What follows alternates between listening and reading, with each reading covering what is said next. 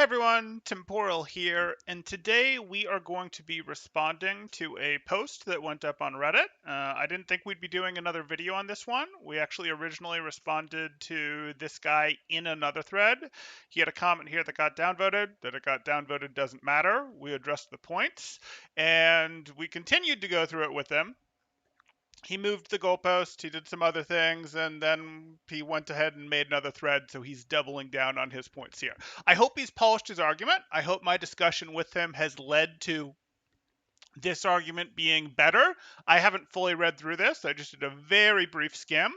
So I'm hoping that he's polished his arguments and these are now going to be a bit better. I ultimately think he's still going to come to the wrong conclusion, but I at least hope it's better than it was before, and we will be happy to dismantle them as we go. But if you guys have questions, comments, your own views that you want to get in here, you guys are more than welcome to do that in chat. You can put those up there. If you want to interrupt me, the way to do that is a super chat, and I will jump and deal with that. Otherwise, I will get to chat after I sort of read through and address the issues with the argument, and then after that, we'll go check out the Reddit comments. Speaking of which, I did make a comment here linking to this discussion. So if this gets upvotes, this here, then more people will see it. More people will potentially be here to become part of the discussion. That could be cool. Getting into it. Hot take, but avoid these characters if you want to improve unless you are high ranked already. So these characters are only for high ranked players. And again, in the original thread here, and just to give the background, the original thread here where he responded, what inspired this thread was he says, coach and top 500 player, don't care. I'm, former contenders coach. My credentials are better, but neither of those matter. Credentials aren't going to matter for this. You should ditch supports like Mercy, Moira, and Brig. They are crutch characters that don't teach you the fundamentals of Overwatch. Don't teach you the fundamentals of Overwatch. And even worse, you are more reliant on your team. Characters like Ana, Bap, Zen will not only teach you the fundamentals of how to position well, because you don't die, they will also teach you how to carry more games. The transition will be painful and slow, but the end result is worth it. This content makes sense in the context of this was a Mercy Moira player who couldn't win a game in 2 weeks. The point that's being heavily contested here, the point that everyone, including me, is disagreeing with, yes, you can have more impact over a game. It's easier to influence a game with Ana, Bap, or Zen than it is with Mercy. At low-level games where this player, medium-level games where this player is playing, Moira's probably fine. Doesn't matter. But that Mercy, Moira, and Brig are crutch characters that don't teach you the fundamentals of Overwatch. That was the issue. I was summoned to discuss this. Another person strongly disagreed with this. I did discuss this. It's wrong. You can make the argument they have less transferable skills than other heroes, but not teaching fundamentals is laughable. Again, the fundamentals of Overwatch are angles, timing, positioning, CD tracking, ult tracking, objective clock management. All of those are Overwatch fundamentals that are still going to be worked on if you play those heroes. Mercy, Moira, Brig, if you're seriously trying to climb with them. There's some different degrees of working on each of those skills on different heroes in Overwatch. And Mercy, for example, has specific positioning that's different for her than other heroes. But really, this is a bad take. Tends to either come from DPS players who are frustrated that they lost to one of these heroes that has lower aim requirements, or they come from watching someone that someone feels is cool, deems is cool, and then they parrot that opinion because they want to be cool like them. Here we have a humble disagreement from this same guy here. He's a main tank player, so he's not a DPS player who's frustrated at losing to one of those who have low aim requirements. I distinctly don't care. I also didn't specifically say he was one of these. I said this opinion usually comes from that. This also doesn't disregard the possibility that he was fanboying over someone cool who had that opinion. But again, I don't actually care. I didn't say that he had that opinion. These characters just promote bad habits for players who are not very experienced. Every character has to work on angles, timing, positioning, CD, and ult tracking. The discussion is over. At this point, the discussion is over, and I'll show you why. But the simple truth is Moira, Mercy, Brig rely much more on their abilities, features to stay alive, which if you are a top player, then you know how to exploit them while still having good game sense. But for the other 99% of players, they use these abilities, features to make up for their mistakes. So that's why I tell people to try to avoid characters like that and play for characters that will show you make a bad play, etc. Again, this is why the discussion is already over. You didn't disagree. You said they're crutch characters that don't teach you the fundamentals of Overwatch. I said it's wrong. You could make arguments that they have less transferable skills than other heroes, but not teaching fundamentals is laughable. Angles, timing, positioning, CD tracking, ult tracking, objective clock management are still going to be worked on through those heroes if you try to seriously climb with them. You said every character has to work on angles, timing, positioning, CD, and ult tracking. So, you agree, playing Mercy, Moira, and Brig, who are in fact a part of every character, do in fact help with the fundamentals of Overwatch. The rest are just moving the goalposts, trying to change the frame of the discussion because the original statement can't be defended. This is it, guys. It's over. This is why I'm hopeful that this is better, that he's polished his arguments here, and we're going to have something more interesting to get to. This is why I felt this background was necessary. Maybe I'm not explaining the nuance of this conversation well enough. Yes, every character has to work on angles, timing, positioning, CD, and ult tracking. However, some characters have become too reliant on their cooldowns to make up for their bad positioning. Well, yes, of course, the Moira player will think, man, if I faded there instead of here, I would have lived. But rarely will they ask, what could I have done to avoid using fade in the first place? The majority of players simply do not think like that. They go for the path of least resistance, which is just using fade. So having that as your core will be very costly in the long run because you never actually learn how to position well. You just learn how to position your abilities. Okay. Again, you guys can see this because you're not fools. You understand exactly how it works. This isn't failing to This isn't failing to explain the issue. This is you moving on to a new topic. I'm willing to discuss that new topic, but that new topic is not they are crutch characters that don't teach you the fundamentals of Overwatch. And again, if he's trying to say that these characters don't teach you the fundamentals of Overwatch and it's Mercy Moira Brig again, this is going to be disappointing. I'm hoping he's upgraded it. I skimmed it and I saw he included some more heroes in here. Ones like Reaper, Mei, heroes that I'm about to bring up here, so maybe he polished his argument and made it better. Maybe. We can hope so. That topic is decided. Your statement was wrong, and that's the one people are disagreeing with. People including myself, and hopefully including you guys in chat. If we move on to your new topic, which I'm willing to discuss because that could be an interesting thing to do, you're saying other heroes are better for learning on as they have more transferable skills and the player is less likely to fall into some developmental traps that could stunt their growth. There's something to this. There could be some developmental traps that could stunt your growth that you'd be more likely to get stuck in on some heroes than others. That could be a thing. That could be an interesting argument. But I'm going to note that that was not the heroes. That's not these heroes don't teach you fundamentals or have no transferable skills. This new topic is defensible. I understand what you're trying to say. That said, I'd still disagree with the idea that they're too CD reliant. Everyone that isn't hit scan with weak abilities like Combat Roll and Venom Mine is too CD reliant. By that definition of 2 CD reliant. I don't actually think they're 2 CD reliant in this game. Yes, Moira that messes up will use her fade in order to get out or survive. So lure Reaper with Wraith, Orisa with Fortify, Winston with Leap, Mei with Ice Block, Diva with Boosters, Bap with Lamp, or even Ana with Self-Nade. That's not Mercy and Moira anymore. That's a huge portion of the cast and not an exhaustive list. Now, all of those heroes, yes, including Moira and Mercy, will be punished for using their CDs when they shouldn't, or playing so aggressively that they get forced to use their CDs before they've gotten value out of that aggression. Either by them dying or having to then play more passive and contribute less until the CD is back. You could say that Mercy and Moira players won't recognize they're being punished for this earlier.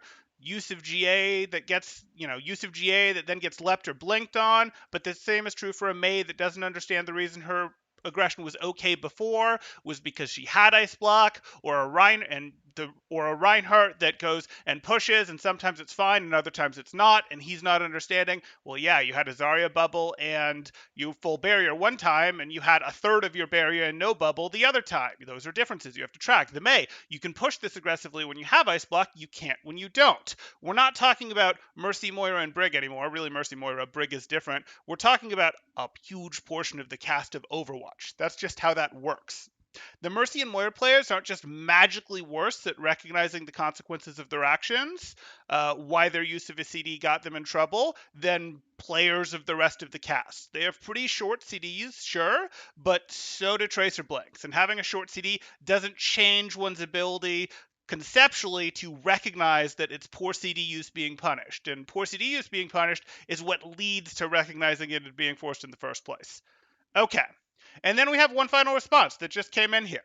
I think we're going to have to agree to disagree. That's totally cool. You're 100% entitled to your opinion. I simply do not agree that comparing characters like Moira with Tracer, or any of the other ones you brought up is appropriate in this context. But this topic is very deep, and if you want to have this conversation through voiced, I am down, but through text would take forever.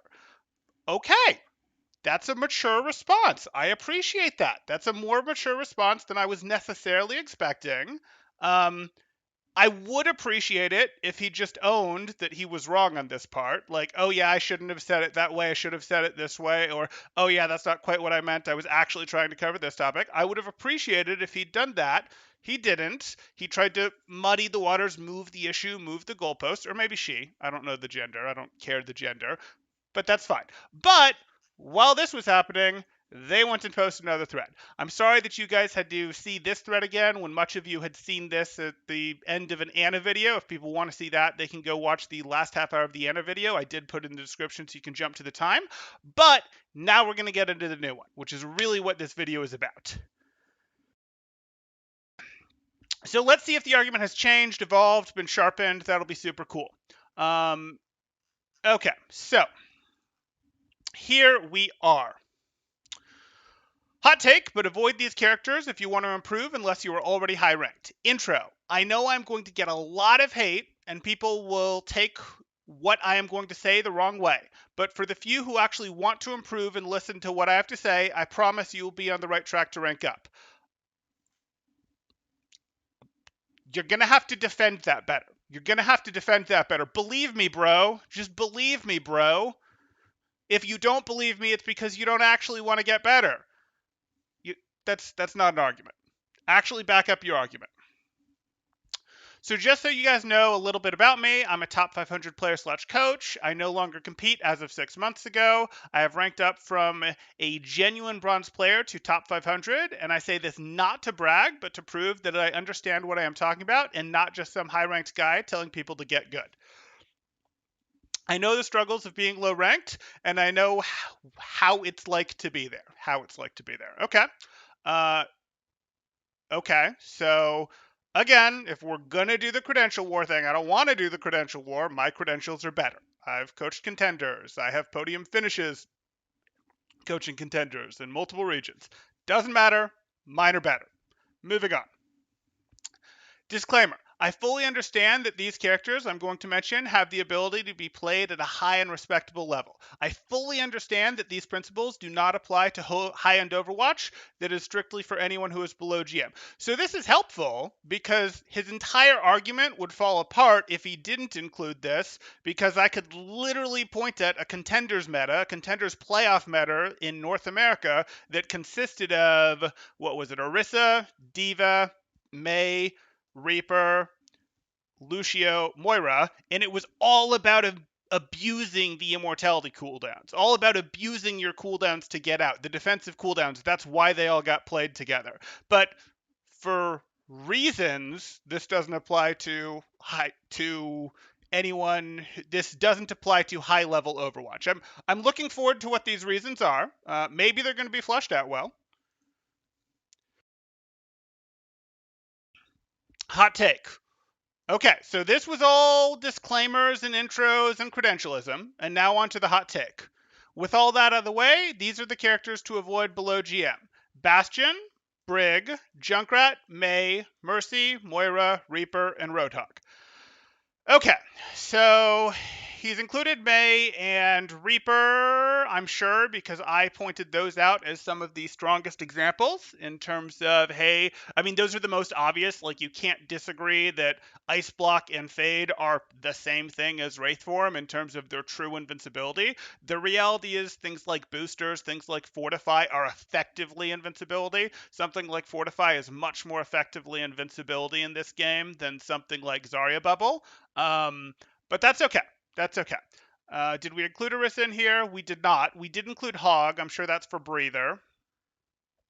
Saying that Hog should be avoided below GM is really going to take some interesting salesmanship. That Brig should be avoided below GM. Again, if you were going to make an argument that you should avoid Brig, it certainly wouldn't be as high as GM as your threshold to avoid her until. She has great uses. Anyway, doesn't matter. Let's get more into the argument. All of these characters have two things in common. They are either A, noob stompers, and as in you get the most value from punishing or not being punished from other people's mistakes, and B, all of these characters, except Junk, have very easy get out of jail free abilities. Tell me more about Bastion's very easy get out of jail free ability. I would like to know more about that because self-repair is not that strong of a get out of jail free ability. Um, self-repair is pitiful compared to diva boosters, for example. It's really even pitiful compared to Ryan putting his shield up and holding the S key. Like, no. It's pitiful compared to self-bubble. It's pitiful compared to Genji's dash. It's pitiful compared to recall. It's pitiful compared to blink. It's probably pitiful compared to sprint. Yeah. I mean, Soldier dropping a heal station and sprinting in it in circles is better defensively than a Bastion using self-repair as he walks away. So I'm gonna say no. Brig's self-defense is not amazing either. Brig protects other people well. Her defense, her outs are not terribly good. That 200 shield HP, it's something. You can absolutely learn how to maximize value out of it, but I promise you, even most GMs aren't maximizing value out of it. She is not some terribly durable character. Okay. So what? Why is that a problem, you may be thinking? The simple answer is if you want to rank up, you need to be able to not rely on other people messing up for you to get value. On top of that, you need to learn how to rely on you need to learn how to not rely on ability character features to stay alive. Uh, okay. Take Moira, for example. She has one of the best GTFO abilities, which is great if you already have good discipline. But if you are not already high-ranked player, it's very easy to become reliant on her fade to get out of a bad situation. Instead, learn how not to put yourself in these situations to begin with. Learning how not to put yourself in those situations to begin with is a good skill. Tell me why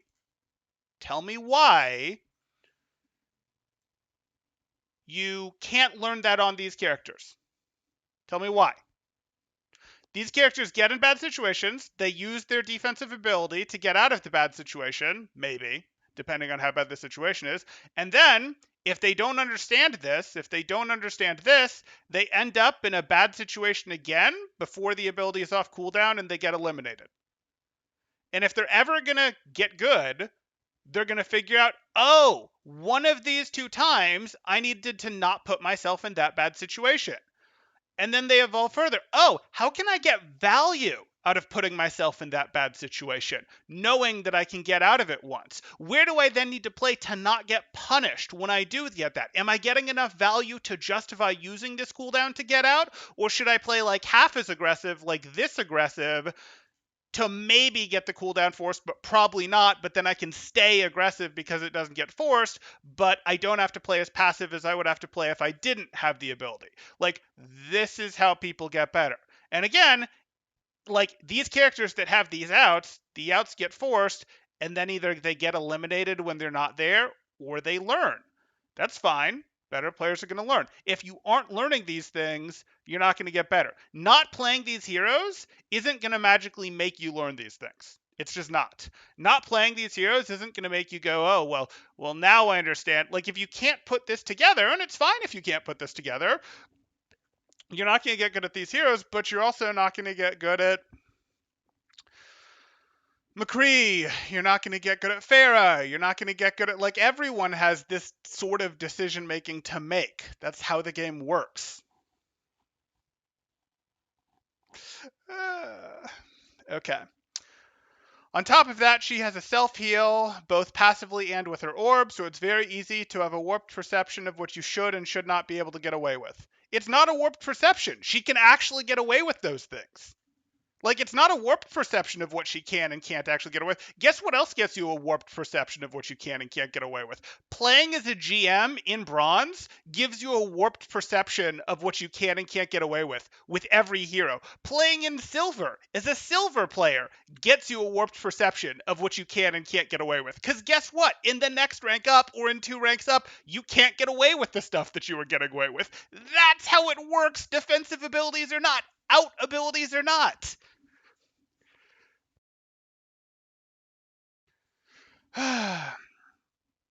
Hog is another example. You are not consistently tanky. You have an ability that reduces damage by 50% and heals you for 300, which makes it very easy to, instead of using this ability as something supplementing your playstyle, to become reliant on it. You're always going to become reliant on something that supplements it. You have to be reliant on it. If you play like you don't actually have breather as an option, you won't play aggressively enough to get as much value as a hog who does understand that he has breather gets. Like, I'm not saying that you should just feed and force your own breather. I'm obviously not saying that. But if you don't play like it's available when it's available, you won't be aggressive enough and you won't get some of the hooks that you could have otherwise gotten, and you won't win some games that you otherwise would have won. It can't just be, I mean, he's actually encouraging you to sort of be like, oh shoot, I messed up and used it only. And the reason he's doing that is because he's encouraging you with this line.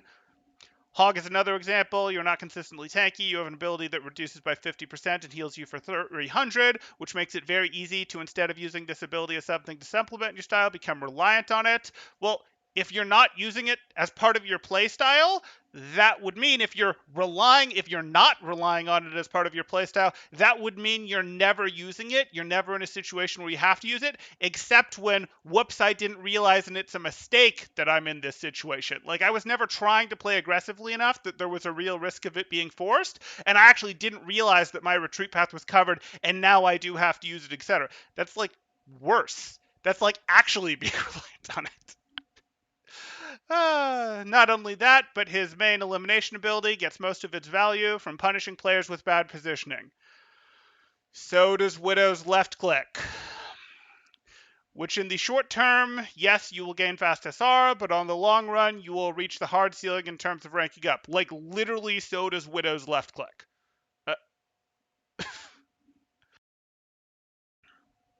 Was Widow on this list? Widow has an out that's as good as everyone else's out that's on this list.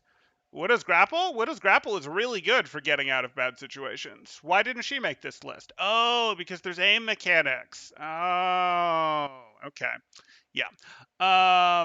Which again, shouldn't be the root of the argument. Because now you're high ranked and people don't make the same mistakes. Oh, yeah, as you go up in rank, people stop making the same mistakes. Huh, didn't I address that earlier? Didn't I point out that, like, that's kind of a fundamental flaw with everything here? Like, you can and should get away with more in silver than you're going to be able to get away with in diamonds? Okay. Junkrat is the only oddball here. I only included him because most of your value comes from cheese, not outplaying opponents. And your playstyle is very unique for him, so the skills do not transfer. Elaborate.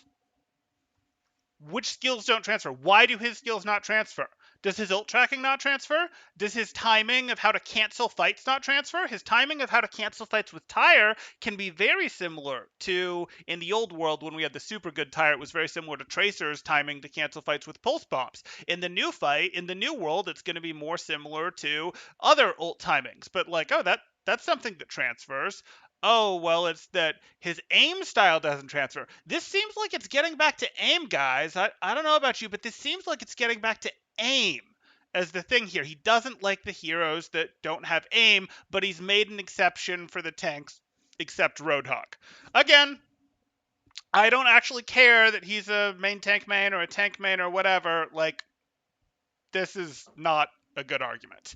I would like to know what these are. Like, I would like to know what we're looking at here in terms of, okay, what are we going to do? Is this a, like, why do Junkrat skills not transfer? That needed to be included in this post. Like, If you make this argument and you don't include why his skills don't transfer, you're just relying on this. You're just relying on top 500 player / coach to make your argument for you. My credentials are better than yours, and I argue the opposite. Okay, cool. I'm not actually necessarily arguing the opposite, and I'm not actually making my credentials the argument, but this is garbage. Your value comes from cheese. What are we defining as cheese? I remember there was a time when the Overwatch community felt like Defense Matrix was cheese. They felt like Mercy being able to res people at all was cheese. The community has felt at times like Lamp existing is cheese. The community has felt like Roadhog existing is cheese. The community has felt like being able to play 3 tanks and 3 supports at once is cheese. The community felt like Sim having an autolock beam was cheese. Maybe it was. Like, is the ability to sim TP a Bastion up to high ground cheese? It might be, but like, can we define cheese, please? This post has become too long, so I will leave it at that. Again, I fully understand these characters are difficult at high levels. I am only speaking of players below GM. No, you're just wrong. TLDR, do not use characters that rely on abilities, attributes to live in bad situations.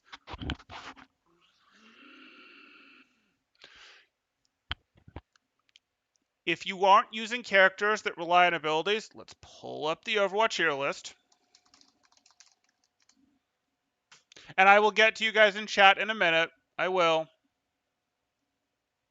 If we're not going to rely on characters that use abilities, here we've pulled this up. Okay, characters that rely on abilities to get through bad situations. Can't play Anna. When she gets in bad situations, she likes to sleep or nade to protect herself. Ashe likes to coach weapon to get away. Bap has lamp and shift. No way. Well, he already said no to Bastion. I'm not sure what his deal with Briggs is, but he said no to Brig. Diva has boosters in DM, not going to work. Doomfist can either punch out or slam out. No, that's not going to work. Echo has flight. That's not... Deflect and dash, that's way too many outs. A little hop and wall climb? I don't think so. Well, Junkrat's on his list for some reason. You know, Lucio has wall ride, and Lucio really does rely on wall ride and speed to get out of bad situations. McCree has combat role, which isn't bad, but I'd say that's not too big. And he doesn't have like a wall climb to go with it or anything. And then he's got Flash, which is kind of relying on an ability to get out of a bad situation. So we'll leave a question mark here. May has Ice Block. No, we said no to that. Mercy GA. No. Fade. No. Well, Orisa has Fortify and Barriers to try to get out of bad situations. Pharah tries to E out of bad situations. Sometimes she'll shift out of them. It's not as good. Reaper has Wraith. Reinhardt likes to put his shield up. Sometimes he'll charge out of bad situations. Roadhog was on the list. He had too much health, and he had, he's relying on his stats and his breather ability to get out of bad situations. Sigma has shift and barrier. That's a lot of defensives, guys. Now, there's no mobility there, and he's not all that tanky. Maybe he's a question mark. Maybe. Well, Sprint is OP. Sprint heal station is flat out OP for surviving. Can literally teleport away. Has a teleporter to get away. I mean, Torb pops his cooldown, overload, gets a bunch of armor, moves faster. I don't know, guys. Maybe we'll make this one a question mark. No, blinks, recall, too much. Grapple, relies on having grapple. And then grapples out when people show up rather than just waiting in spawn room. She doesn't just wait in spawn room where she's safe. She relies on grapple to get away when people come and get her. Okay, so now we get on to Winston. Let's see. Winston has bubble, and he leaps to get away. And sometimes he primals when things go bad. Yeah, can't do Winston. Definitely uses grappling claw to get away. Definitely uses personal bubble to get out of situations. And then Zen is A-okay. So we've got 1, 2, 3, 4. Hey, guys. Overwatch 2 has to be 4v4 because there's only 4 heroes we can play. There's only 4 heroes we can play that aren't overly reliant on their abilities to get away. We did have the conversation. I see that you showed up in my chat now, Naomi, and your argument is bad, quite frankly. I'm happy to have this conversation with you, but I don't think there's much more to be said here. Like, I'll do it. If you want to DM me, my Discords, did you DM me? No, you did not DM me. My Discord is in the description below. If you hop in there and post a comment, I'll pull you into a call. Obviously, if this goes into inappropriate places or you start saying things that don't make sense for YouTube, I'll just end the call. But I'm happy to have this conversation with you, but we did this. Like, we did this conversation in text and you said this, and this was, I do appreciate that this was respectful and this was like, hey, don't agree, cool, but we're not going to get further in text. So if you want to do that, I'm perfectly happy to do that. I just don't think we're going to get anywhere because I think like this, you're going to move the goalpost. But let's do it. Hey, Llama, you walked into some Coach v. Coach, it looks like. We have Naomi here, who believes that you shouldn't play. Well, originally, Naomi believed that you shouldn't play Mercy, Moira, or Brig because they have outs and other heroes don't have outs. Then I pointed out that other heroes have outs. And he also believed that what was it? There's no transferable skills, but we couldn't really defend that there were no transferable skills. That completely fell apart because obviously there's transferable skills. Nami pretty much immediately admitted that there were transferable skills, but then pretended he didn't and pretended that he was still defending that point. So that's kind of where I'm going, where I am on this. Yeah, that's kind of where we are, Llama. Yeah, I'll wait. I'll wait to see if I get a DM from Naomi here. Obviously, the Discord server is linked in the description. We've also got my Discord tag. If you don't want to be part of my server for some reason, you don't even want to be there for a minute to connect, is in my About page, I believe, on YouTube. So either one of those. You're welcome, Llama. Okay. So I think I've covered this, guys. I'm going to start getting into comments until or unless Naomi contacts me, just because I think I've kind of covered why this doesn't really make sense. Like, we went into this. This is credentialism. My credentials are better. We sort of went Junkrat, but we didn't give any explanation on why on Junkrat. We said all these characters are bad because they have outs, but we pointed out that all but 4 characters, really less, have outs in this game and are too cooldown reliant, etc. Overwatch is a cooldown game. It's not a pure first-person shooter game. It has MOBA inspiration, and you absolutely have to take advantage of that MOBA inspiration. It could be that Naomi's issue, and I'm hopefully... Oh, you DM'd me. Perfect, perfect.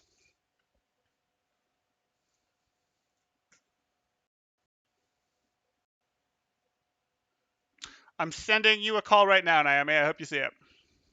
Hey, how's it going? I'm going good, man. How about you? I'm doing all right. Give me just a second to turn your volume up. Yeah, no problem. Take your time.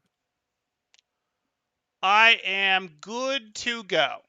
So, okay. So would you like me to sort of lay out where we are? Do you want to lay out where we are? How do we want to frame this? Um, I think you laid it out.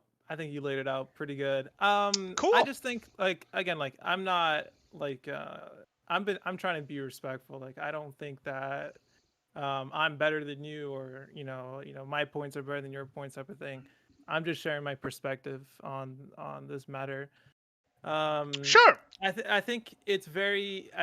There's a little bit of oversimplification of what I'm trying to say. Like Okay. obviously, I 100% agree that like what you're saying about Tracer. Like Tracer, yes, Tracer does have better mobility than Mora Sure. or Reaper, right? I think the difference is that yes, there are other characters that are more reliability. Like you said, Winston, but the skill that's taken to use them, even if you excuse aim, right? Because I heard you talk about aim. Aim was not even on my mind. Okay. We're talking about like Tracer, for example. You're 150 HP. You're very fragile. So you have a lot of mobility, but your positioning matters way more than other characters. So you always think about your positioning and who you're engaging with more.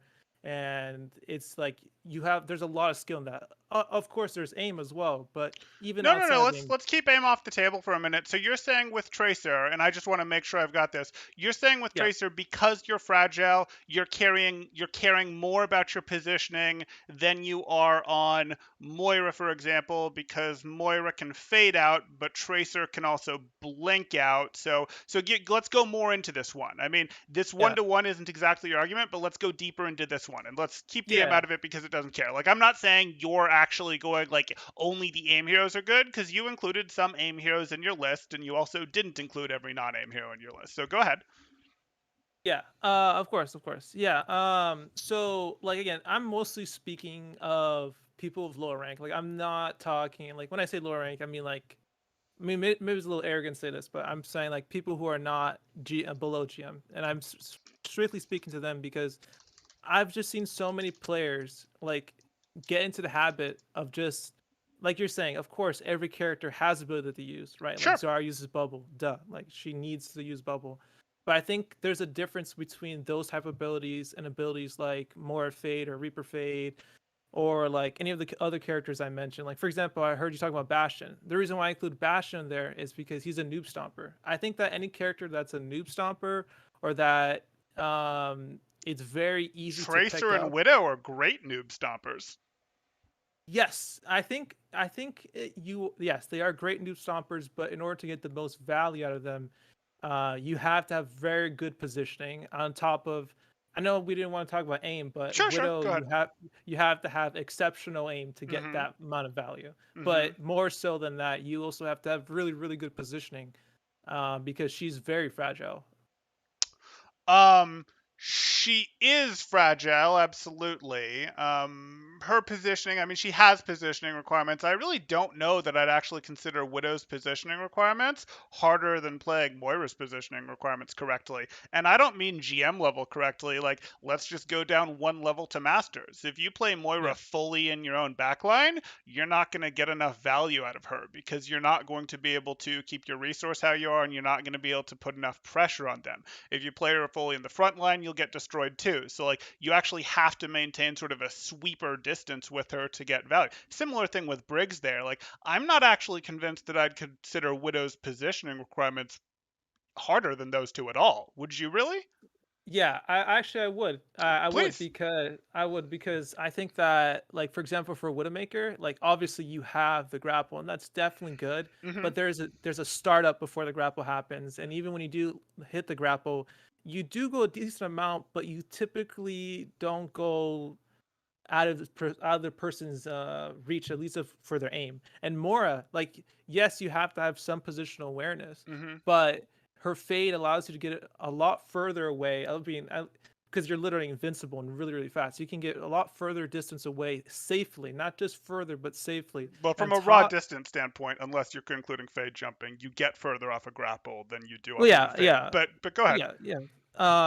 But and on top of it, once let's just say you use both parties use their shift ability, right? Mm-hmm. Now you're stuck in a bad position, right? Widowmaker, like the finesse of being able to corner peek and knowing how to use your environment and knowing how to navigate back to your team in a safe manner takes a lot of game sense and practice. When Mora, it's more like aim aside, you can just suck the opponent and just heal yourself and then use your orb on top of that to add on top of those heals.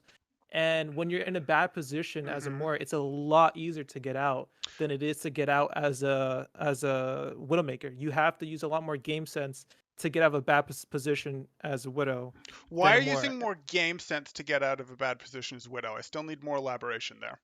Yeah, so like I mean, I'm sure you said you're coaching contender players, so I'm sure Mm-hmm. you've seen like how they can navigate just playing with like very small cover and being able to just kind of like peekaboo the opponents really well and be able to get out of a sticky situation just Sure, from that. sure. Sorry, no, I thought you meant positioning for getting out. I'd call that, yeah, there's some element of their peak timing, absolutely, which is critical. I thought we were doing positioning a little bit different in terms of responding to opponents, taking space against them, working their way up angles, and where they're sort of going with their grapple and how they've got to pre-plan their grapple. I thought that's where you're going. If you're going for their peak timing, that's absolutely a critical skill for Widow. Absolutely.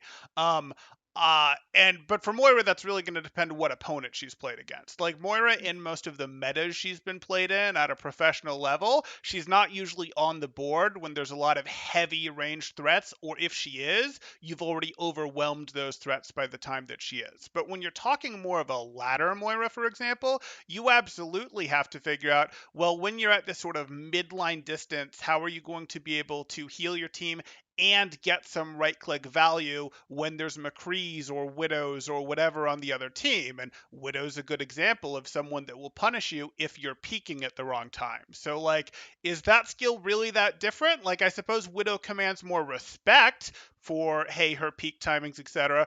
But Moira gets just as deleted if she peaks wrong, just like if Widow peaks wrong, she takes damage from a shielded Orisa, and then she can't get healed, and then she has to figure out, well, now what am I gonna do type thing. Right. So like, Right. No, I'm more speaking no. I'm more speaking about once they are like the peak timing, of course. hmm That's a good point. But I'm more speaking of when you're in a bad position to begin with. Like the thing I think the difference between widows typically when you are caught in a bad position as a widowmaker, you're sure, probably gonna die. Like that's just a simple fact, right? Whereas in sure, Mora, if you are in lower ranks, right? hmm There's a even in masters, there is still a good chance you'll live because you can simply because the opponent doesn't have enough skill to properly punish you, and on top of that, you have very good abilities that allow you to get out of those situations where if they had more skill, they could have punished you better. So That's why I show was. me the That's what. Masters Winstons that are not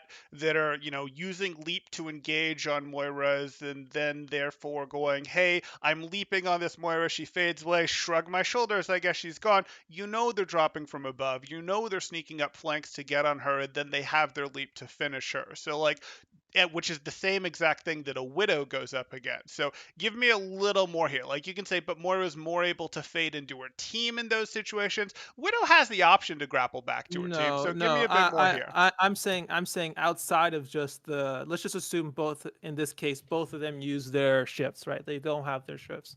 I'm Oh, they're saying they're that. both dead. Yeah, yeah. So I'm saying that in more often, like way more often than not, like in ranks below GM, right? Especially Mm-hmm. like below plat, Moras will live disgustingly more situations than they should be, and I think that they get a very warped perception. Like I understand that every rank has their issues, like Yeah, everyone when has you're a in warped bra. Yeah, perception of what they should yeah, be able to get I away with, understand. I including understand. GM. But yeah, go ahead. I understand, Okay. but I think that those characters inflate your SAR even more. Like you have even more worth perception than where you're currently at. Like I would Mm, say the average Mora, like let's just say you're a Mora mm-hmm. one trick, the average Mora one trick, if you had them learn other characters and just get a general skill and their general awareness Sure. of where they're at, I would say on average their awareness is much lower than say that a same ranked player playing Ana. That person would have more general game sense and general skill than that Mora. Simply because they had to teach themselves how to position because they can't just simply rely on fade and their massive heals to get out of the situation. They have to rely more so on their game sense. While Mora, yes, you can learn, but there's a lot more leniency on what you can and can't get away with, in my Sure, but you're opinion. going to lose games. I mean, if you're going and you're using Fade as Moira to go, oh no, like you said to start this, that their SR is inflated because they're on Moira, and their SR isn't inflated because Moira's kit is balanced. How whatever we think, excuse me, sorry about that. Whatever we think about the balancing team's job, Moira's value, her entire kit, is balanced around her having very high survivability. So, like, Yeah, if you go, oh, hey, that, like, how do I want to put this? It's valued around her having very high survivability, so you're just not getting enough done. If you're like, oh, hey, I'm never dying or I'm doing whatever, if you play at an SR where how do I want to put this? If you're playing at a high if you're playing at really any level SR, either you go at the very bottom. Yes, there's going to be issues of no one can aim, and that makes her better, etc. That's gone better over time as the player base's aim has gone better over time. What you're going to run into is you're simply not contributing enough value to the fight as Moira, and you are going to lose SR. Your SR is not going to be inflated because you're not going to contribute enough to the fight. If you need her fade and such, her healing orb, to always make her survive, you're not going to win team fights. You're not going to win matches because you're having to rely too much on these things to survive. So you don't have the heal orb for the team, the damage orb to mix in there with the TNT to finish people off. You're not putting enough pressure on them with your right clicks because your fade is getting forced too early, etc. You're not going to contribute enough value to the match in those situations. Like, you might be like, ah, yes, I'm not doing this. And it might be like, oh, yes, I'm not dying, so therefore I'm doing okay. But you're not contributing enough value to the match. Whereas the Ana or the Yeah. Zen, as you pointed out, yes, the Ana or the Zen are able to go, aha, well, I got my offensive nade, or my Discord is out there doing work, etc. But they also take extra trips to the spawn room because of that. And you're going, oh, well, those are different things. Like, no, it's still about whether you're winning or losing the matches. So, like, yes, the Moira player is going to survive more than the Ana or the Zen, but if they haven't turned that survivability into some more offensive contribution, into being able to use their abilities correctly, they're still going to lose a bunch of SR. Do you see how that works? Right. See, I think that I still disagree because I think that like you're saying that okay, yes, on paper the Mora is not having directly as much effect as they could be, right? But simply because they're living longer than they should be. I can't tell you the amount. I mean, because here, this is the simple truth, right? Sure. So if you are someone that's in a bad position, no matter what rank you are, Mm-hmm. people will like fish that out, right? And then they're gonna go on you, right? But because they just don't have the proper skill or the proper coordination, right? That's also a big one. Sure. Sometimes you have the skill, but sometimes your team doesn't have the coordination because of your rank, and you can't finish that kill. Now there's a bunch of people putting themselves in very like bad situations. Well, good situations to kill you, but bad if they don't, right? It's good if they land a kill, right? Because Mm-hmm. then that play makes sense. It's only But overextending if it doesn't work. Yeah.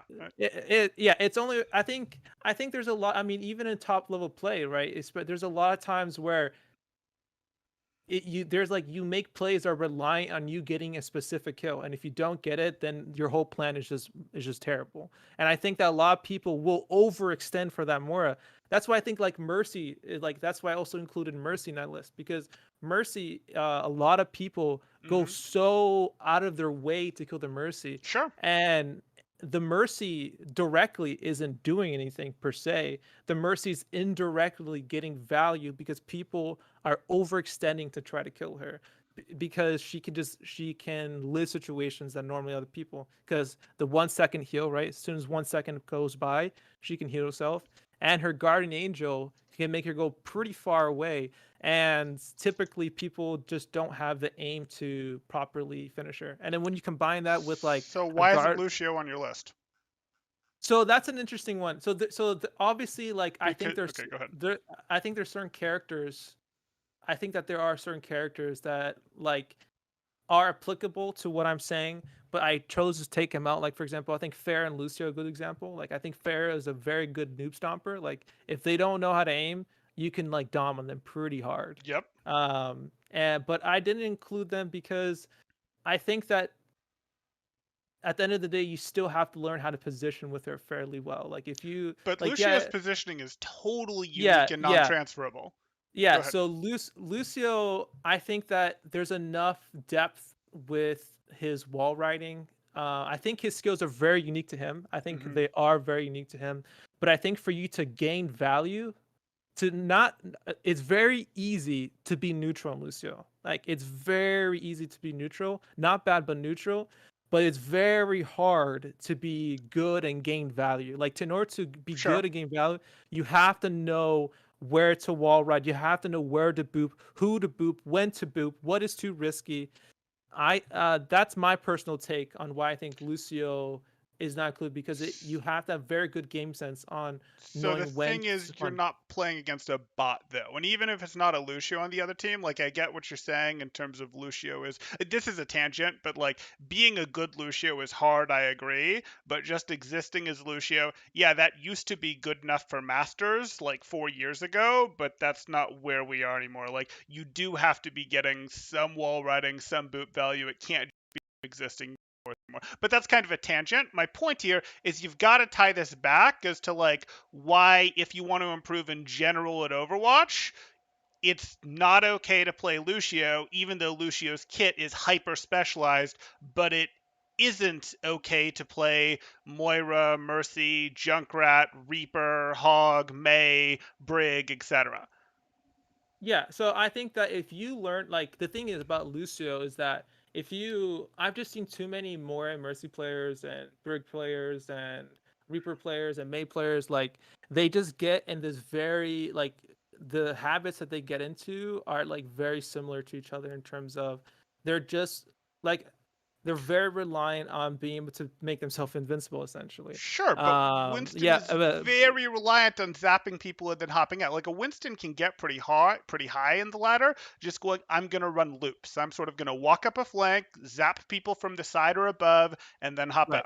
And then I'm gonna walk up a flank. That's pretty similar to a Reaper doing the exact same thing with Wraith. So walk me, Yeah, like so go ahead. right. So that I think the difference between like that's a very I think that's the where the nuance comes. Like I think that's a good point you bring like the Winston and Lucio. I think they're actually very similar in the sense of what we're talking about.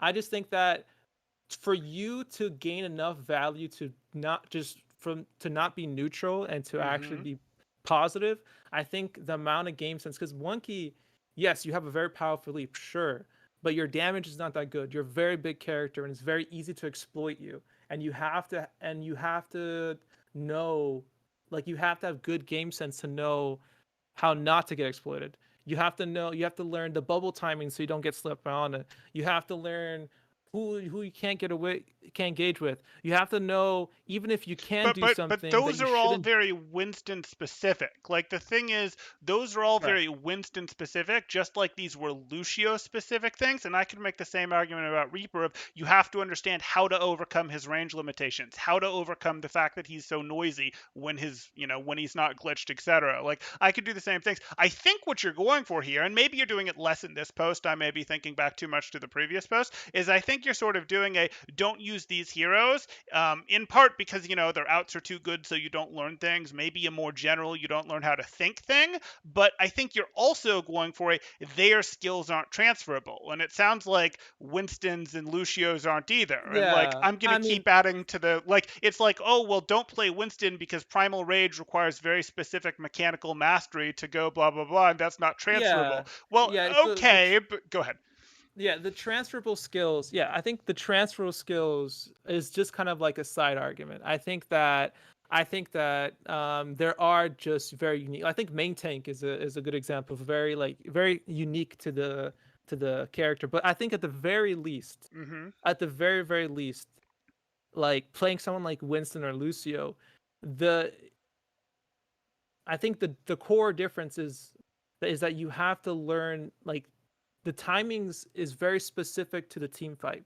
You have to be very aware of the ability, the cooldowns of the opponents. You have to be very aware of their positioning. You have to be very aware of all these factors. And yes, you can make an argument that characters like Reaper, you have to be aware, but there's so much leniency in his gameplay style that even if you're not aware, you can still gain value because the Ana is going to miss the sleep dart because the because like there's so many abilities that you can just work around simply because the opponents don't have enough skill to do them. But if you're a monkey, for example, Sure, you it's don't miss very the sleep. Yeah. yeah, you're not going to miss the sleep. You're not going to miss all these important like it's just very easy to get punished.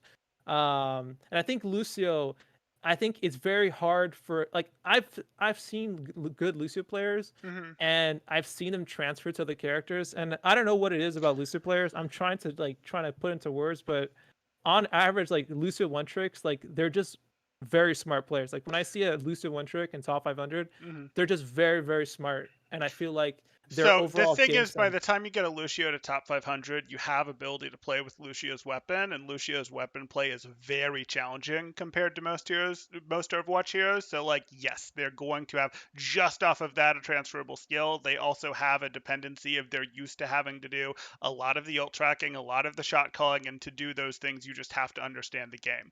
But I think the next place that this rabbit hole would lead, if I look at Mm, this, is like I think we've still hit the well, if we keep finding heroes to add to your list, and the list becomes half of the Overwatch heroes, and those skills, okay, maybe we're less into the skill transferability thing, but if it's like don't play half the Overwatch heroes, it's sort of like, well, is it really Overwatch anymore? You have a bit of that thing. You also have the transferable skill thing, but I'll put that a little bit in a separate bucket for another moment here. But the place that oh shoot, I may have lost it. The place that I wanted to go here was, mm-hmm. nope, I'm gonna lose it. Sorry, I need a second. No, you're not. Take your time. Take your time, man.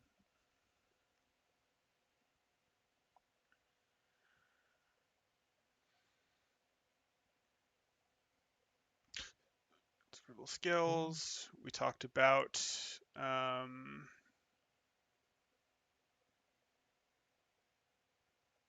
oh, the thing that I wanted to cover here is like we've listed out these heroes and you're saying, Yeah, "Hey, you've seen people who do good on Lucio and then they transfer over and play other heroes well." The but reality that's is more once we see subjective. it, That sure. was more of a We subjective we see take. that in GM for everything though. Like anyone who gets to GM in off rolls is going to be about diamond or going to very quickly be at least diamond. I mean, we've both seen that countless times. Yes? I mean, okay, diamond, but you're saying that as if that's an impressive thing. Like I would say, like a Lucio player going to learn a DPS will rank up much faster. Like Oh, if I'm setting diamond as a pretty minimal threshold. I don't think oh diamond, okay, like I'm saying, I expect that the reality is most GMs are able to go, hey, they're 4,300 here, and they pretty quickly get to 4,100 on, their favorite hero in their DPS role, or whatever the case may be here. Like that's usually what happens if they really make an effort there. Maybe 3,700, whatever. It doesn't really matter. The point yeah, I'm making is like, you're talking about, hey, you've seen good Lucios, you've seen good Winstons, you've seen good this, and you've seen them transfer. I think really what's going on here, and I don't want to, be yeah, too blasphemous of an attack on your character here, but I think yeah, what you're doing is like you respect the skills that it takes to play Lucio. You respect the skills that it takes to play Winston. There are good Winston players that you respect, and you go, therefore, I know that these skills are hard, and this player must be good, and these must be important transferable skills. Even though we've sort of covered, wait, no, the Lucio and Winston skills, maybe not so much, maybe they are kind of unique, etc. And we've also gotten into it. You have to do a lot of things to play Lucio right. You have to do a lot of things to play Winston right, though perhaps we covered less of that than we did with Winston.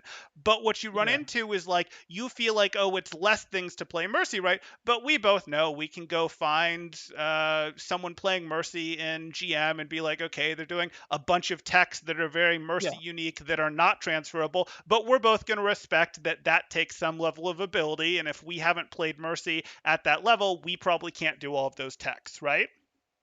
Right. No, I mean, so here's the thing. Like, Go ahead. I think that I agree with what you're saying. I think that, but I think the core difference is, I guess I'm valuing more the amount of effort someone's putting into the character, because I think the amount of effort you're putting into the character is important.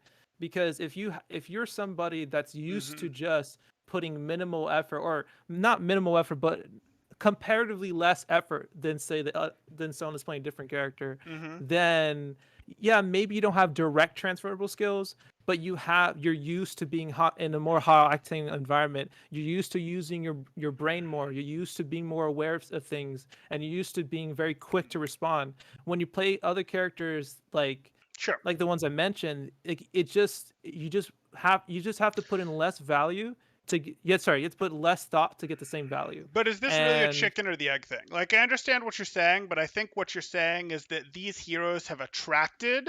Like, I don't actually. I think you're into a. These heroes have disproportionately attracted, at least in your mind, players that aren't willing to put the steps together or don't want to put the steps together to be like, oh, to get value on Junkrat, I have to hit the nade and then get the mine versus no, I just want to double mine people or, whatever the case may be here. Like, to get value on these heroes, we get mhm, into a thing where this looks to me, based on the arguments that you're making, like it's more of yeah, the people are more attracted to these heroes, and playing other heroes isn't going to help them.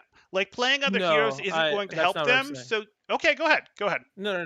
I'm saying no. I'm saying that I think that people are a result of their environment. I don't think that. I mean, yeah, I think for sure those characters do attract newer players and stuff like Mm-hmm. that. But I think the reason why most players at lower ranks play characters like Mercy more isn't because people who think less play those characters. No, I think those characters require you to think less, and therefore you will think less, and therefore you won't learn as much as somebody else that is putting more effort than you. And I think that people are a product of their environment. If those same people, like Mm-hmm. I mean, I personally coached people like that were like hard, like super hard Mercy more one tricks, and Mm-hmm. I've coached them like, hey, look, like you need to start playing Ana, you need to start playing Zen, you need to start playing BAP, because it's going to force you to think more about your position. It's going to force you to think more about your ability usage. Like it was like at first it was slow, but their growth was very quickly after that. Like I think that once they are forced to think more about what they're doing, they became naturally better players. I don't think that Right. bad Go ahead. people play those characters. I think that those characters make bad players. You think those characters make bad players. So spending time on those characters makes people not develop because they don't know how to get further on those players. So if you challenged yourself and were like, no, I'm not going to let myself tell this Mercy player to swap and just learn Zen, I'm going to actually make them better on Mercy. Do you think you could do it, or do you think they'd be stuck?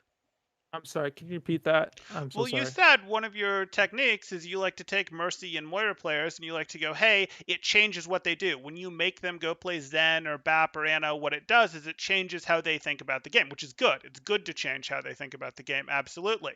But you're Mm. saying you do that, and because it changes how they think about the game, it sort of breaks their paradigm, and that's a mode that they're then willing to grow rapidly, able to grow rapidly. And that's, a known technique of like, hey, let's make you uncomfortable, let's change things, let's break things, and then you can absorb information more quickly. You have a new way of looking at the game. That's part of why we do our people do their growth in spurts, and then they plateau in spurts, and then they plateau.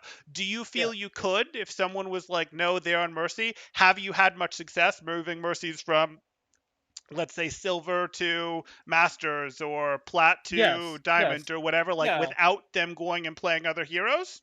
Yes, I do, but I think you have to put it. I think it's kind of, it sounds a little bit contradictory, but I Sure. think that um, yes, there are definitely players that are like, yeah, I just want to play this character. It's like, okay, Hmm. that's fine, but then you just have to put in. You just it's hard to recognize. It's a lot more obvious to recognize those mistakes on and Zen. It's a lot. That's the problem. It's a lot harder to recognize those mistakes on Mercy, and you can teach them to recognize those Sure. mistakes, and they can get better. But the average person, right? The average person who's just playing for fun, and that's cool, and Hmm. just kind of want to mildly improve, I don't think they're gonna put that much effort or actively put that much effort to try to change that. But on characters like the other characters I'm talking, like On and Hmm. Zen, you just naturally progress that way because your mistakes are that much more obvious. So we're While on really honing in on this, and that's fine. I wanted to get here, so this is good. So we're really honing in on this. It's important how obvious your mistakes are, and you don't like the heroes with high survivability because, like, deaths, for example, make a really good obvious. That's one of the first things that rookie VOD reviewers will start to look for. Of like, well, I'll just look at every time that they got eliminated, blah blah blah blah. Like, okay, so you're like, hey, we want someone who's less fragile because it becomes easier for them to self-review, easier for them to recognize their stuff. It's easier to more actively think about that as opposed to a slightly more proactive, hey, we didn't win, what more could I have done? And it's easier if they have that event of their death to look at rather than having to full time be thinking what could they have done better. Is that what you're saying? no, I'm not. Again, I don't. Then please go ahead. Yeah, no, I'm not. I'm not only targeting the deaths that they. Again, just to clarify, I don't. I do. As of now, I'm personally just trying to become a web developer. So I'm not Cool. actually coaching people right now. So Sure. it's not like. But when I I'm was not worried coach, about you yeah, moving in on my yeah, turf and yeah, stealing my business. yeah, I'm not too worried, man. Go yeah. ahead. Yeah, but like what I'm trying to say is that like I don't coach people now. So just to clarify, I'm not like Hmm. doing this right now. But when I was coaching people, of course you talk about the proactive gameplay. Like of course you talk about like, okay, how can you set yourself up for the fight? You have these abilities, you have these ultimates, you have these people who Oh, are actively listening to you in sure. chat, and you can use these people to try to gain an advantage.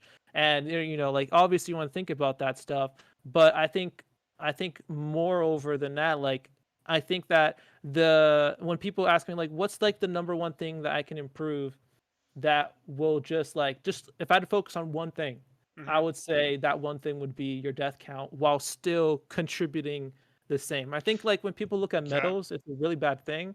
But Hmm. I think that if you can keep your death count really low Hmm. and still get good medals and still contribute to your fight and still help the team the same while keeping your death count low, that's the easiest way to know that you're improving. Okay, Uh, so that's sort of what I was getting to. I wasn't actually trying to do this as some like, aha, you fell in my pitfall trap of you outed yourself as a bad coach. I wasn't at all trying to do that. I was more pointing out you were doing this not because you're individually coaching all these people. You made this thread, and my view was, did you make this thread because you think it's harder for individuals who are trying to self improve to recognize their own mistakes when yeah, they're not dying? That's where yeah, I was trying to yeah, get to there, and you're saying yes, and it's because of the death count. So you don't like these heroes because you it's easiest for someone to self-improve if they're not on a high survivability character. You're saying, yeah. this is your argument, not mine, because hey, they're on that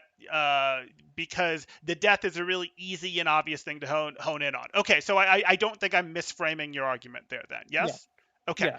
So I would look at that and I would say there could be some truth to that, but Masters is GM really going to be your cutoff? Do you really think we have a lot of people who are like running around Masters and they're in Masters because they've only been analyzing when they die and they're not doing a good job of analyzing, well, how could I have gotten more out of this ult? Or shoot, I'm not getting enough finishes when I use my flashbang. Like long before we get to GM, most players who are doing, the self improvement, whether they're doing VOD reviews or whether they're just thinking out the play, etc., like before GM, we've hit a point at which people are doing more than death analysis, right? I think that most people, at least in my experience, that most people, I just say GM, but like honestly, that's arbitrary. Like I think there's a lot of bad players in GM. Like like it's not like that GM players are just magically good. I think there are a lot of Okay, bad let's players in remember. GM, Let's but remember. Let's stop. Let's yeah, remember everyone is bad in my book because I can find plenty of mistakes. 4,700 players make plenty of mistakes. I criticize L teams, etc. But to the majority of the world, GM is the top 0.5% of the player population. So let's be a little like, oh, they did this. Like, did they really just get there without putting any work into self improvement? I think we both know that they didn't. no, there is definitely no, of course, but I think like just like how we're talking about inflated SR, like there's obviously two people in Diamond, but obviously there's someone like if you have a person with playing a low effort character, they put in they put in work, of course, but not comparatively to the person that put in more work on the character that requires more skill. And I think that happens in GM too. There's obviously like these Bastion one tricks that have highly inflated SR in GM. I think there's a lot of very strange one tricks that have very inflated SR because not many people play them, so they're easy to gain stats on. So, Whoa, whoa, like, whoa, whoa, whoa! There's no performance-based stats on Bastion main that are happening. Those turn off when you hit Diamond. I'm fully aware. I'm fully aware of that, but I think, but there isn't as much the performance based SR isn't as extreme, but there is still some in terms of how well you perform. There is still some like, are you gonna gain instead of 25? Are you gonna gain 23, or are you gonna gain No, 27 no, or 20? that's not how it works. So that portion that you're thinking about, they've actually turned off the performance based as soon as an account hits diamond with their SR.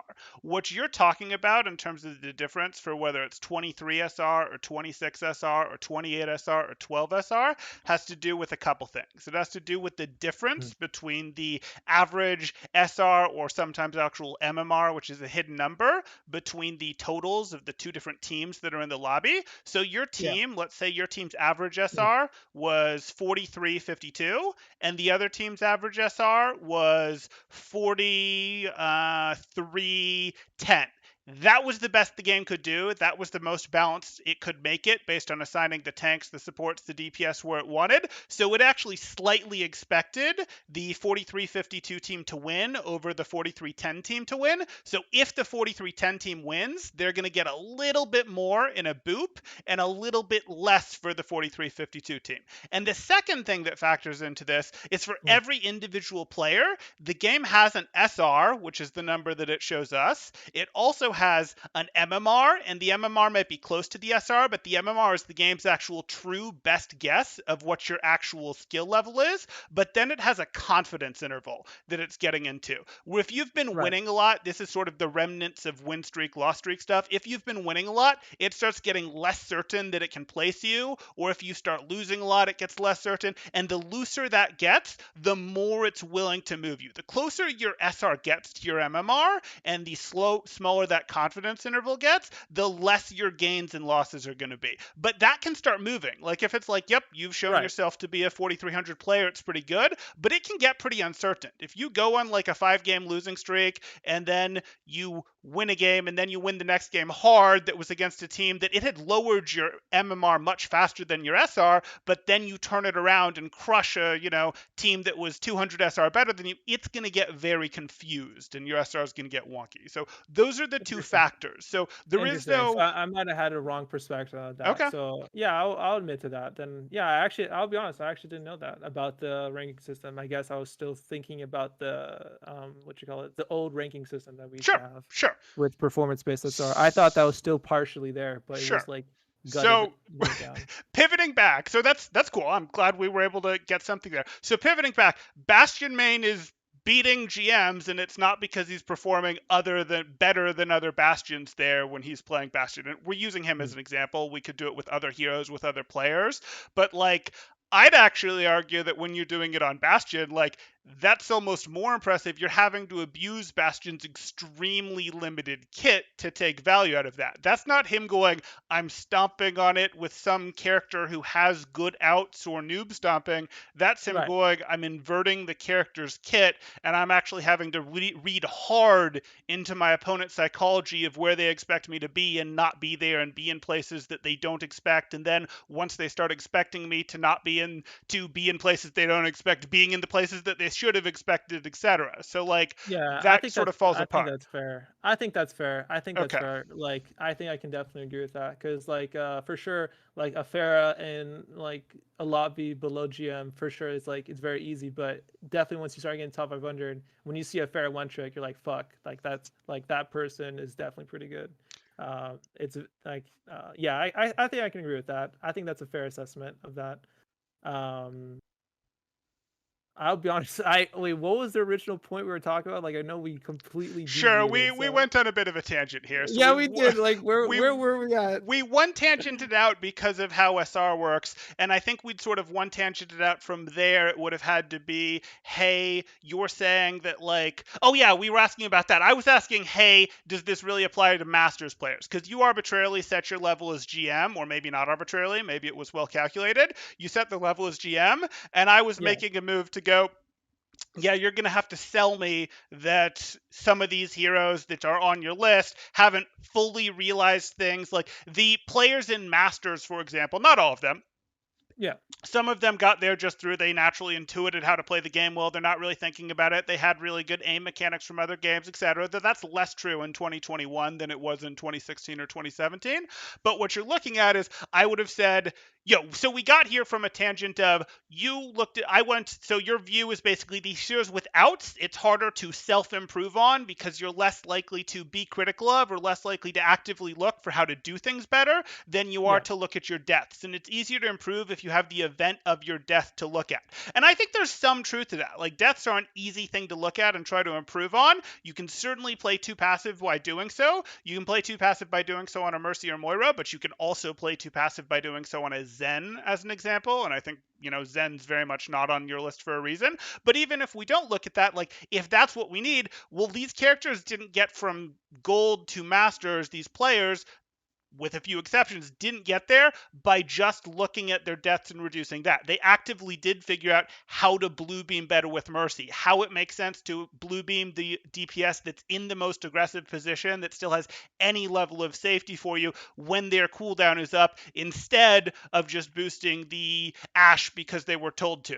They figured out, oh, I yeah. should go boost the Hanzo right here because the Hanzo's positioning is more aggressive, etc. Like they didn't just reduce their deaths to get there, but they did. So my point is Okay. like, is No, GM really the threshold or is it Masters? yeah. And you started going in the other direction of you think it's Yeah, higher yeah, than yeah, GM, and yeah, that's why yeah, I'm going, yeah, yeah. No, eh. no, no. That's funny. No, I see. I think that I think that those are the exceptions, really. I think that every rule has exceptions, and I think that those people who do improve, like there's all, like I've known personally Mercy players that has also came from bronze and Sure, also got like really high up in top 500. So sure. there's obviously players that do, right? But I'll say the vast majority of those players that do that come from being experienced from other games, right? They come from being like good at Dota 2 or League of Legends or like something else, like a different game that they Hmm. already became competitive in and had a very competitive mindset, and then came into Overwatch, happened to play a character that I quote unquote, that I considered low skill, but because they have so much discipline already, they're able to overcome those barriers and surpass the majority. But I think for the vast majority of people, they don't they don't see those things as they don't see surviving too long, like when they're in a bad position, like they generally Hmm. just don't know, like they don't know they're in a bad position, like they're just so used to doing that and so used to being in that situation, they don't recognize as, oh, I'm able to do this because my character is allowing me to get away with this. They just think that that's just how it is, But hold right? on, hold on. I have to do that. If I'm playing Moira and I have Fade, I Right. have to be playing more aggressive than a character that doesn't have Fade. So like that's something I was getting into before. I think you might have been in my chat by then and I hadn't noticed, but you weren't on stream yet. But like I have to be taking advantage of the aggression that I have because I have Fade available. Or if I'm playing Reaper, that's a better example in some ways because it's even more obvious, I think. I have to play differently when I have Wraith and when I don't have Wraith, right? Right. So, but here's the thing. Sure. Like, I understand what you're saying. Like, you have to abuse that at the higher end, but I think that um the difference is that good players realize that that's a tool, right? Hmm. And people who don't have the same experience, they see that more as a reliance. I think that's the difference. Like, I know what you're saying, that yes, you got to use those abilities, but again, if you were have that player and be like, hey, let's just say you put them in this very unique situation, and they just couldn't use fade because like there are situations where you're trying to save fade for a Sure. specific moment, Sure. right? You try to have a player that's been playing, this whole time in the bad mindset, they're not going to know what to do in that situation. They're not going to know what to do if you put them in a situation like that. But if you have someone that's experienced, they're going to be like, oh yeah, that's easy, I can do that, right? I think that's the difference. Like those characters just inherently promote um, that a poor mentality, and I guess that's just what I'm trying to say. So they promote a poor mentality because they can't figure out how to play without those abilities. But if they can't figure out how to play without those abilities, don't they go, they used Fade, and then they go right back into playing how they were playing before? And then, I don't know, the Diamond Winston punishes them? Like, again, I can keep bringing the SR down and it keeps being true. Like, yes, we'll hit a point at which they don't. But again, my point is it GM? Because, like, if we look at this, like, okay, if Moira just is abusive and uses her Fade poorly, whatever, well, is a Masters Tracer going to see that? Is a Diamond Tracer going to see that? Like, she's going to get Mm. punished before GM, don't you think? Maybe not Uh, every game, but go ahead. I think GM was a little bit more arbitrary. Yeah, like it wasn't like a hard set. Like obviously rank is very like, I think rank can only tell you so much about a person. I think that it's a good general view at somebody, but I don't think it's a pinpoint of where they're at. No, of course, of course. Yeah, A yeah, Diamond Tracer could GM. have different skills than a different Diamond Tracer. I Yeah, agree. And the higher you go, the more you can see skills sort of equalize. There won't be huge gaps in someone's skill set. Someone's ult tracking might be a little better. Someone's tracking might be a little better. Someone's flicks might be a little better. Someone's cooldown tracking might be a little better. But like ultimately, the skills get closer as you get higher. There's no like huge gaps. Like in Diamond, you can still have, okay, this is a aim god who just, oh my god, they're not paying any attention to the feed. They have no idea how many people are alive. That's what you're getting at, right? Um, in a way, I don't know. It's hard to. Okay. And yeah, it's. I'm sorry. I have a hard time. I'm having a hard time focus right now. That's okay. That's okay. Uh, but I kind of just. I'll be honest. I kind of just zoned out there. Okay, so Can you repeat that one more sure. time? Because So I'm you like, were so what I was doing is I was saying a Masters or a Diamond Tracer will start punishing a Moira that because you were saying, hey, the Moira, if you don't let her use her fade, a better Moira, GM Moira would be able to adjust to that. And I said, but the worst Moira, the Masters Moira, ends up in that situation because if they're playing the way that you're describing, they don't think about it, they use their fade, and then the Masters, Winston, Tracer, whatever sees that and goes and yeah, punishes that. And you were saying, yeah, well, no, not always, because like skills for a Masters Tracer, some Masters Tracers might, or some Diamond Tracers might, but not all might. And I said, yes, that's yeah, fine. And I was getting that your GM is your threshold for like the skills are even enough at GM. Not every GM is the same, God no, but it's yeah, even enough in terms of hey, no one has huge missing gaps in their skill set in GM for the hero that they're playing. I mean, they do, but yeah, they're less obvious. Whereas you could in Diamond have a hey, this Winston or this Tracer, or this Genji, this Echo just has no idea to track the fade or how to punish it, etc. Even if 70% of them do. But like that's still a problem if like 70% of them do, and the Moira's still going to get enough feedback to learn from that if 70% of them do. They'll get less feedback than they would have if 100% were punishing. If you got punished for something every time, you're going to learn it faster, I agree, but that doesn't happen anywhere in Overwatch because it's a team game that does such a poor job of how do I say it? Such a poor job of rewarding you when you do things right and such a poor job of punishing you when you do things wrong because it's such a complicated team game with so many interacting abilities, right? yeah, yeah. So I think so that's an interesting point. So I think the thing is I just use gem as a threshold, but I see what you're saying that like yeah, I think once you start reaching diamond and masters, now I understand. I wasn't able to fully understand what you're saying, but now I Sure. understand. Like yeah, they're gonna have more awareness to feel like hey, wait a second, that Mora just use fade. But then here's the thing: once you start getting to that SR and people start to realize, then you're gonna start having teammates that are also gonna realize that you're in a bad position, are also gonna try to help you out. So like Sure. but here's the thing, like if you're not if you did like let's say if we arbitrarily if we can say like okay, two people made a mistake.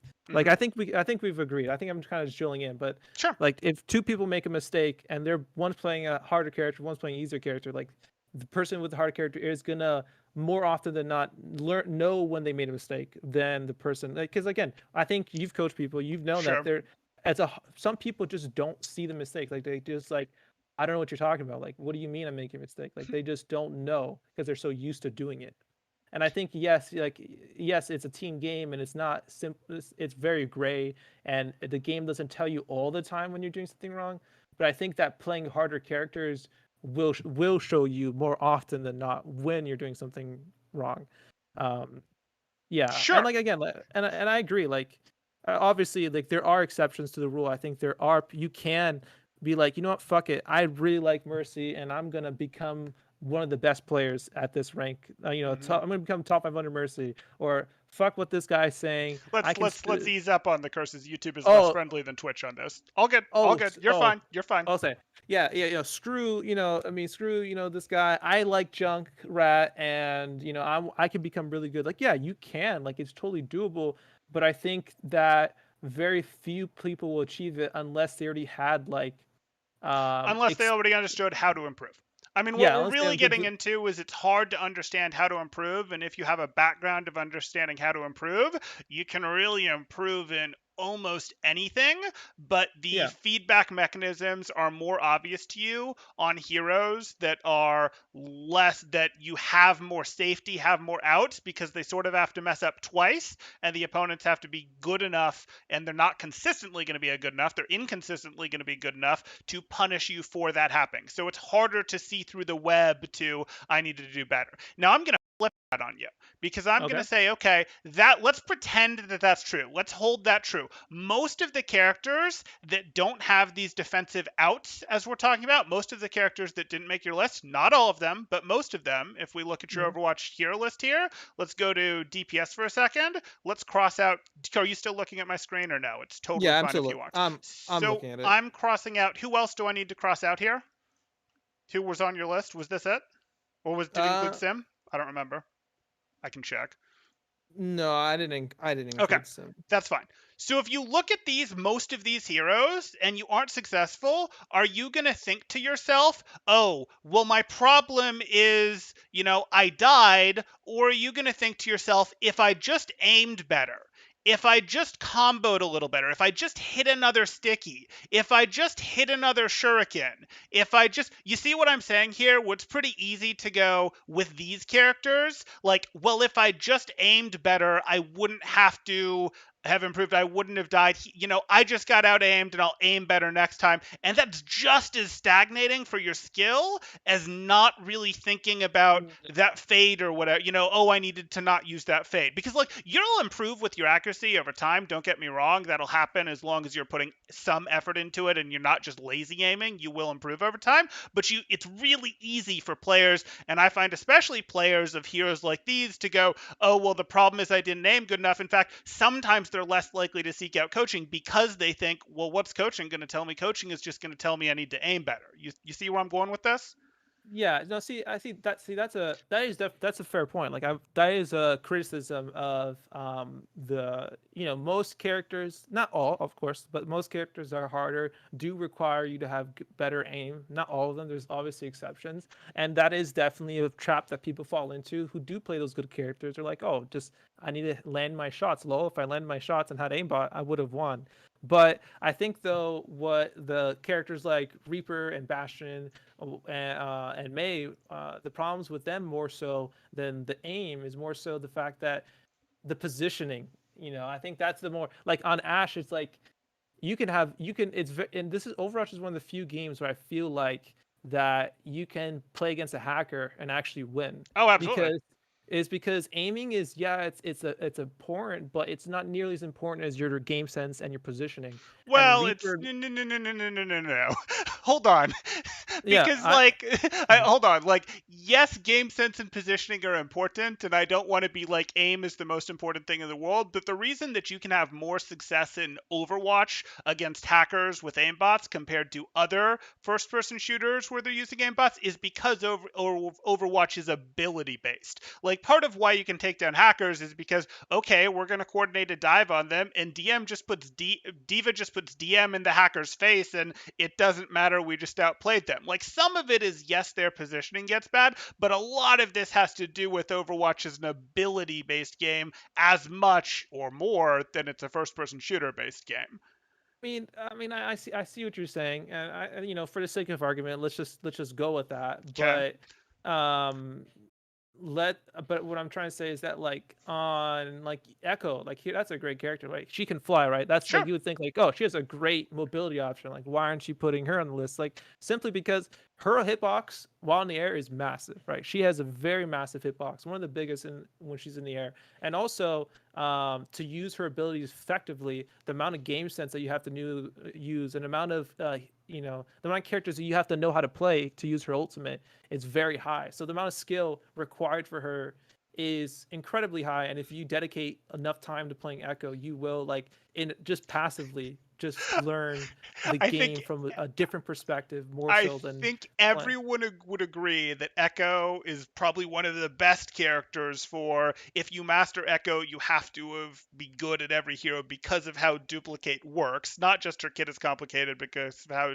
duplicate works. Similar to, if you really master Genji, you have to be good at a lot of heroes because you have to be able to use other people's weapons with deflect. But Well, but I mean, go ahead. okay, ultimate aside, like, the amount you have to be aware of, like, like, does Kree have high noon? Does Soldier have visor? Where's their hit scans position right now? Oh, can I use this piece of environment for me to use, right? Like, Hmm. these skills, you can take that from Echo and go play McCree, and you still have to be thinking about very similar things. Like, okay, this is where the DPS is at. This is how I can position. This is Hmm. how I can still get an angle on the people I want to take care of, but avoid the people I don't want to deal with. Like, you do that, you try to do that on, like, Bastion, May, and Reaper. It's Hmm. like, Bastion, first of all, like, you're like, I put him there simply because he's just, like I said, a noob Noob stomper, Stomper, right? Like, sure. like a very, I mean, I don't think that's even an argument. Like, I think like he's an incredibly big Sure. noob stomper, and more so main Reaper, they're also noob stompers, but they also have a lot of abilities that, like, instead of being like, okay, let me think about my positioning, there's like shift, and I understand that, like we said, we established that that's part of the character, Sure. like that we've established that that's like that is a core of the character.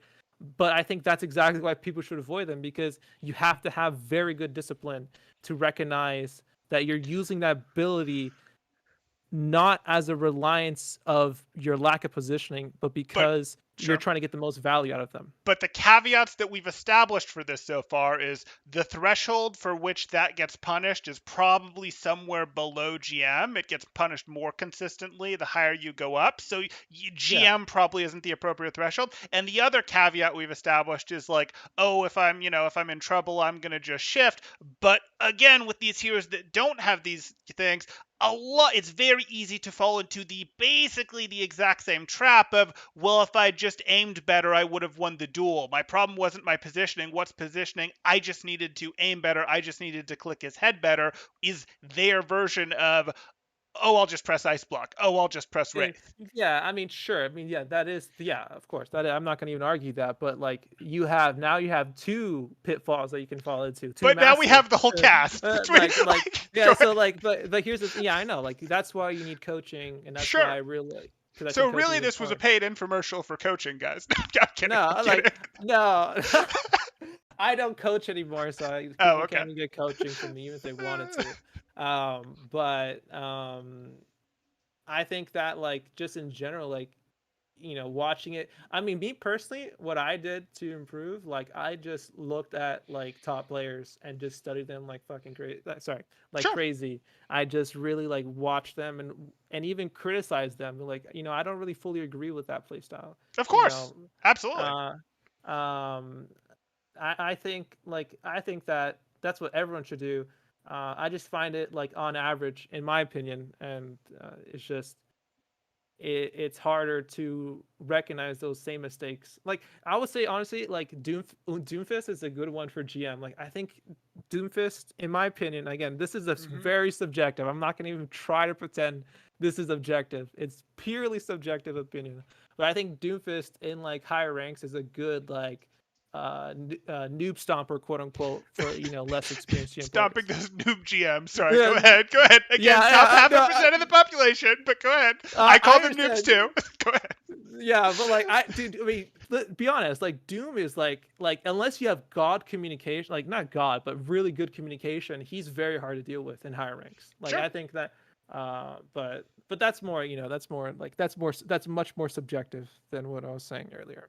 Okay. Uh, Okay. but yeah, Well, I I oh, think we've mostly come to the end of this. If you want to go into it more, that's fine. But I do have one more topic I want to prod you on because I, okay, yeah, I please. think we're going to get a little bit of pushback. And I know that the people earlier were confused by this. You put Briggs on the list of people with like good, strong outs, etc., or super durable. And that's just not modern Brig. Like modern Brig has her shield and she has her regular health. She has a little bit of armor, but like Brig loses to Winston if she doesn't get a little bit of a harmony orb or some healing from Anna, etc. So like you sell me on that one. You follow what I'm saying? Can Yeah, you yeah, defend yeah, this one a little bit more?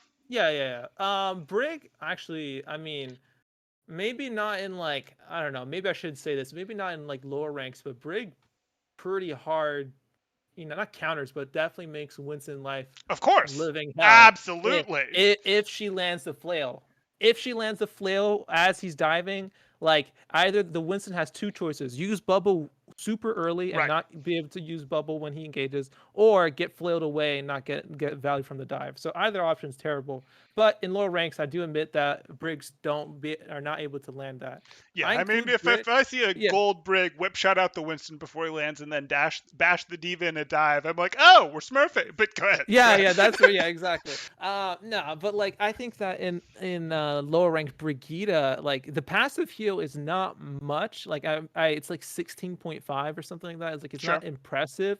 But I think when you put that in combination with her 200 HP shield with her already 200 HP characters, that's 400 effective HP. Put it as you want to put it, that's still 400 effective HP. So your perception of how much you can survive is far less. Like Hold on. Brigida, Bap's shift heals him for 150, and he has an immortality field. yeah, 30 heals a second. No, it's not even. Oh no, yeah, it's 30 heals personal and like 16 for everybody else now.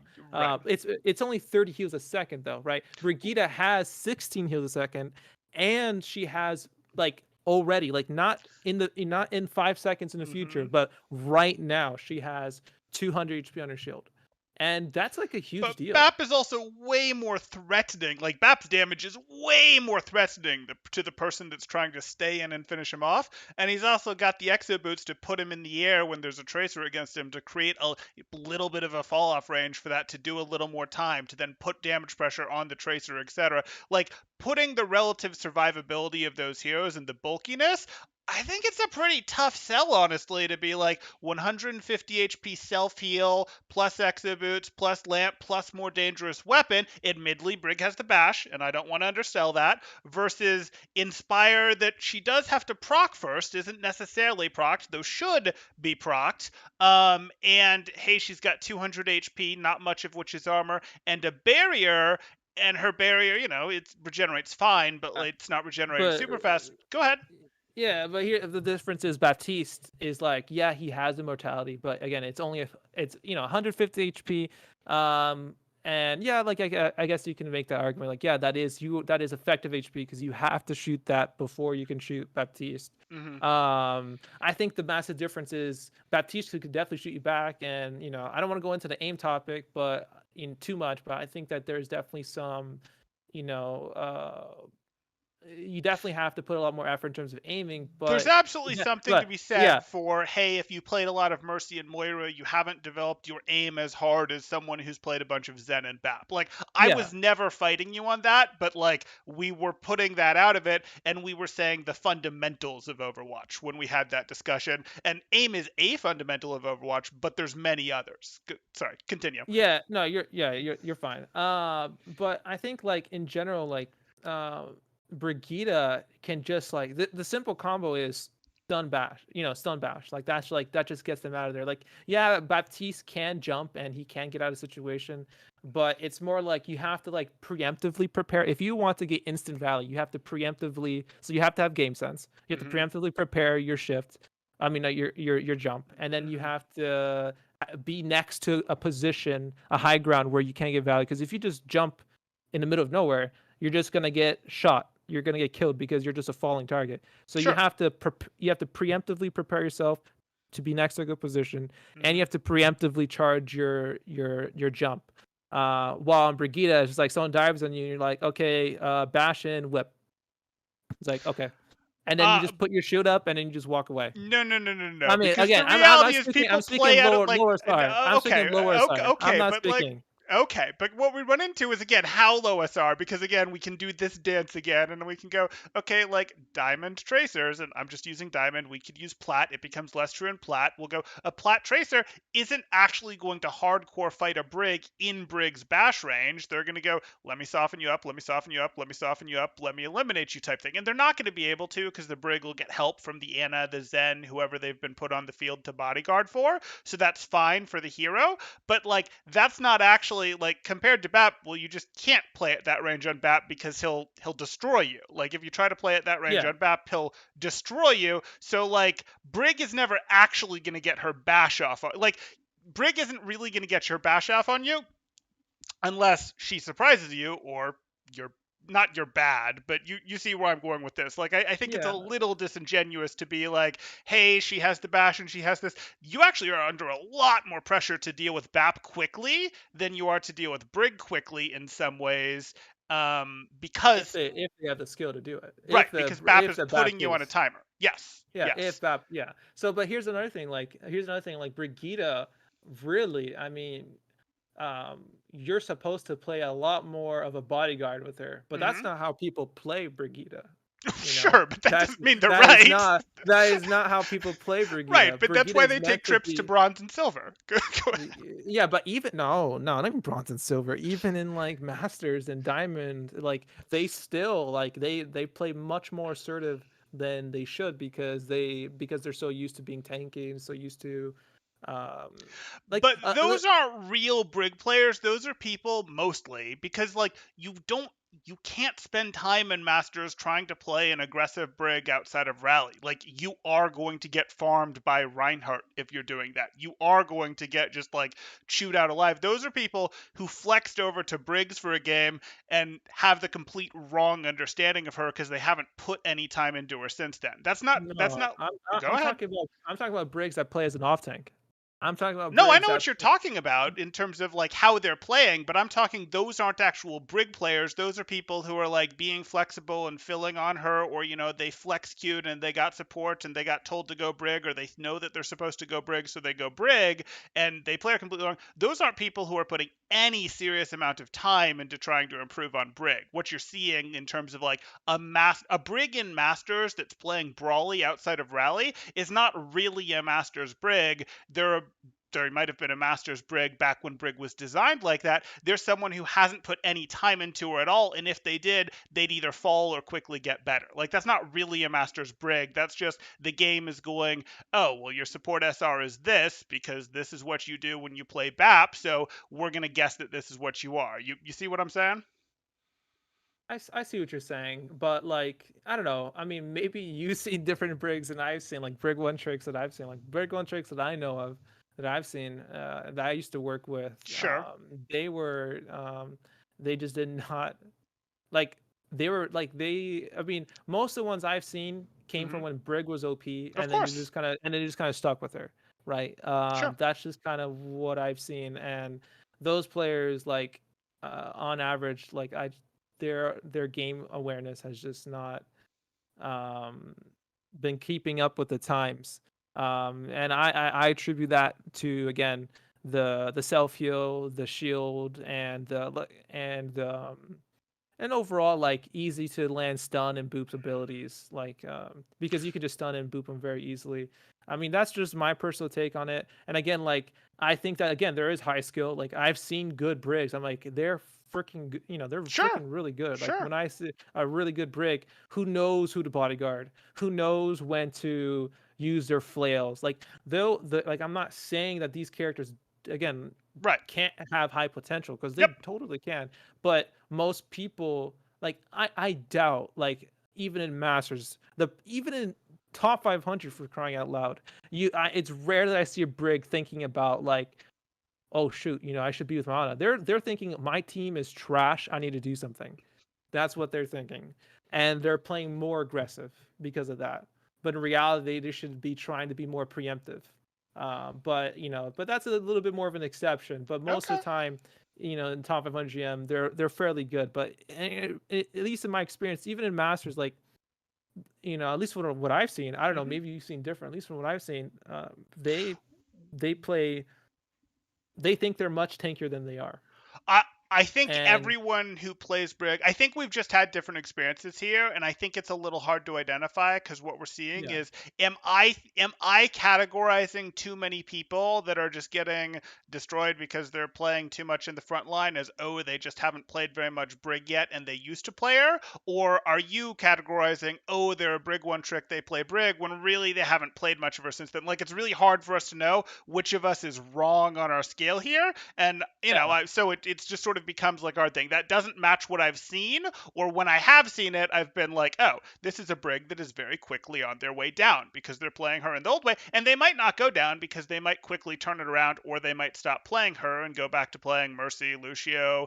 Bap, Anna, whatever. But which yeah. because it's the shared SR, so be it. But like those to me, I don't see Brawly Brigs hold Masters, and when I do see a Brawly Brig in Masters, I kind of write it off where it sounds like you've done the opposite, which is fine. So that explains to me, that does give me and everyone the background of why you have Brig in this Brawly category, I suppose, sort of. I mean, it doesn't completely because she's not really that Brawly anymore, but it does provide some background. So just that does help.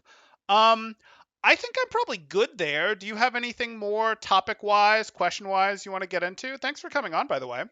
Yeah, no problem, man. Yeah, of course. No, I think I mean I had fun. I think it's good. Good. I freaking I know I don't play Overwatch anymore, but I wish Overwatch the best. Sure. I really love what this game can become and could have become. This Um, game had a bright future in front of it. it really did, and I don't know, like despite our disagreements, I just wanted to share my perspective on it, and Sure. maybe people agree, maybe people don't. Um, but I've just seen a lot of at least me personally, I've seen a lot of people improve faster, um, you know, by avoiding these characters. And again, that is subjective. I can agree, right? I can definitely agree that is pure. Like, it's not like I have statistics to go to, be like, hey, on average, these players, Oh, of course, of but course. None of us have uh, perfect data. Yep. yeah, but I can say from personal experience, like, avoiding these characters on average will force you to think about your positioning more, which I think is more valuable. Okay. Um, yeah, Okay. No, it was a good discussion. I'm glad we had it. I'm glad you hopped on there. I'm of course generally happy to have people on to defend their points if they're available. Again, I will dump people if the swearing gets too much or it just becomes totally uncivilized because we need to be able to do it and not have the video taken down, not have it killed midstream, which can happen. But this was a good one. Thanks, man. no problem. All right. Well, hope you have a good day. Sounds good. Then best of luck to you. I'm going to be catching up on my chat here, but good stuff. Thank you. Thank you. I thought that was productive. I hope that was interesting to you guys. Like I said, I think my sort of takeaway from this is I still do disagree with this. I still do very much have the stance of, and I think we got there. I think we sharpened his argument once again. I think his argument got sharper from here over to here. So I like to see that improvement in the argument. And I think coming out of this, his argument would be sharper as well because there's more of an understanding of, okay, well, it's not just around when people get eliminated. I understand what he's trying to say of like when people are just self-critiquing, they don't have a coach. It's easy to focus on a big event like getting an elimination or getting eliminated like that, and that's easier to perhaps self-improve around. But I think we're past an era in Overwatch where this is the only thing that people are looking at when they self-improve pre-GM. I think the threshold for that is much lower than GM, and I think we saw some agreement, some movement there that, yeah, it's probably lower than GM. Maybe it's Masters, maybe it's Diamond. Doesn't really matter where it is. It's not this, so we're taking that apart. And we also saw, okay, these things of like, hey, it's, when you have your outs, you don't think about it. Well, when you get eliminated on these heroes, the ones that we didn't X out, a lot the people that were worried about thinking, oh well, they're not this Mercy isn't going to think about it, or this Moira isn't going to think about she got eliminated here because she didn't have her fade. Well, this McCree isn't going to think about it because he's going to be like, it's because I missed this shot. It's not because, well, why were you standing there in the first place? Which is kind of the same thing, and goes, okay, well, now we've covered the whole Overwatch cast effectively, with the exception of like, maybe 3 or 4 heroes. So it probably makes sense to just go, maybe it doesn't make sense to be avoiding specific heroes based on that reason. Okay, so that's kind of my ending frame on it. Maybe it's not fair that I get to put an ending frame on it and that our guest did not get to put an ending frame on it, but it's my channel. That's going to happen. So I'm going to catch up on chat here. If you guys have anything that you want to jump to the top of chat, because there's a ton to do here, and I probably will be more selective in my skipping around. Oh, I probably can't even scroll back all the way after all. Yeah, it's not going to let me scroll back all the way. Sorry about that, guys. That's just how it flows. You can put stuff back up if I don't get to you. Some stuff I'm going to skip because I'm going to try to pull out more interesting highlight comments here, just because this is already so long. If you really have something you want to say, you guys know the deal. Those super chats do agree. So furthest back I can go is Angry Llama says, logic and reason are brutal weapons. Temporal wields like a sword. I try. I try. And you should never rely on your abilities to get out of a situation. I'm still wondering what Briggs' easy escape is supposed to be. I think that was less of an easy escape because Bash is a terrible escape cooldown, and I believe it was more about her bulk. I disagree about her bulk. I pointed that out by comparing her to Bap and saying, Bap's got bulk that is perfectly happy to rival Briggs' bulk, especially with the relative pressure that he puts on someone while that's happening. But I think that's more what was being looked at there. Flying Cat Surfboard. That was when Nimai, I should have asked him how to pronounce his name. Nimai joined the chat or joined the discussion. So basically, as far back as I can go back in chat is when Nimai joined for this. So anyone who had comments before that, I'm sorry, you can retype stuff if you want, or you can super chat.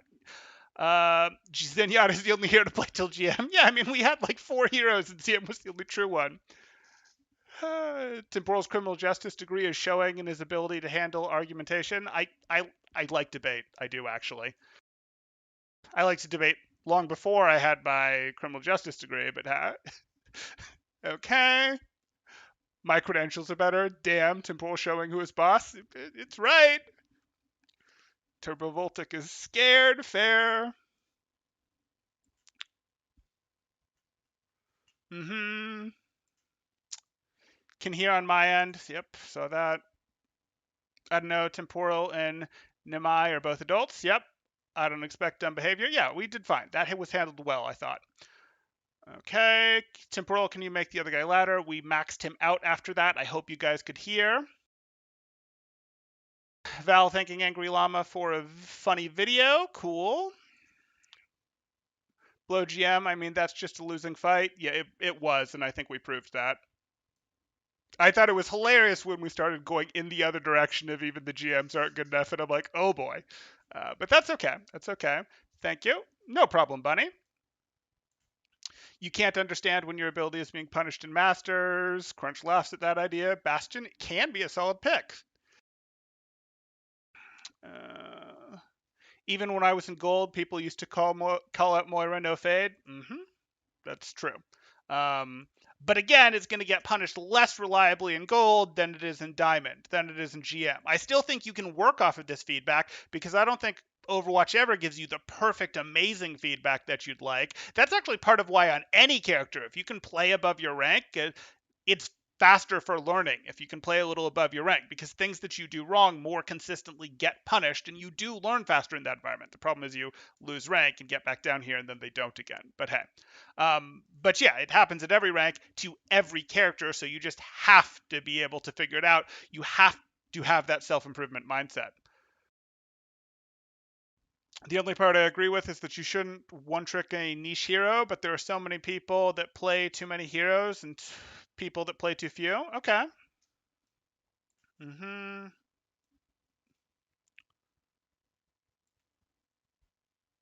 What does the wind up to grapple matter specifically here? I'm not really sure it did. This is an attempt at 40 chess, but it's not working. Saw Temporal smile when the 40 chess message got sent. That was funny. If you're in a bad position as Tracer, it is easy to get out. Blink and recall.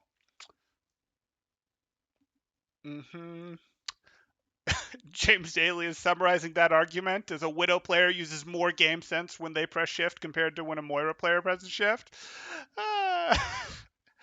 It's easy to get out, but then you down CDs and won't provide value for a bit, but that's true for both of them. Different lengths of time that they're out, but true for both of them. What does Lucio do when he's in a bad position? Trick question. He's throwing, so there's no bad position. It's Blah, our resident Lucio hater. Thanks, guys. Again, if you guys are enjoying the content, please do like and subscribe. If you haven't already liked the video, I do appreciate that one. If you liked this discussion, please do feel free to share it out to other people as well. This was a good one, and I think people should get to see it. I will break it up into sections in the description so that after this is over, people can jump to the appropriate sections, because I think it's worth having out there the section at which our guest came on and we discussed.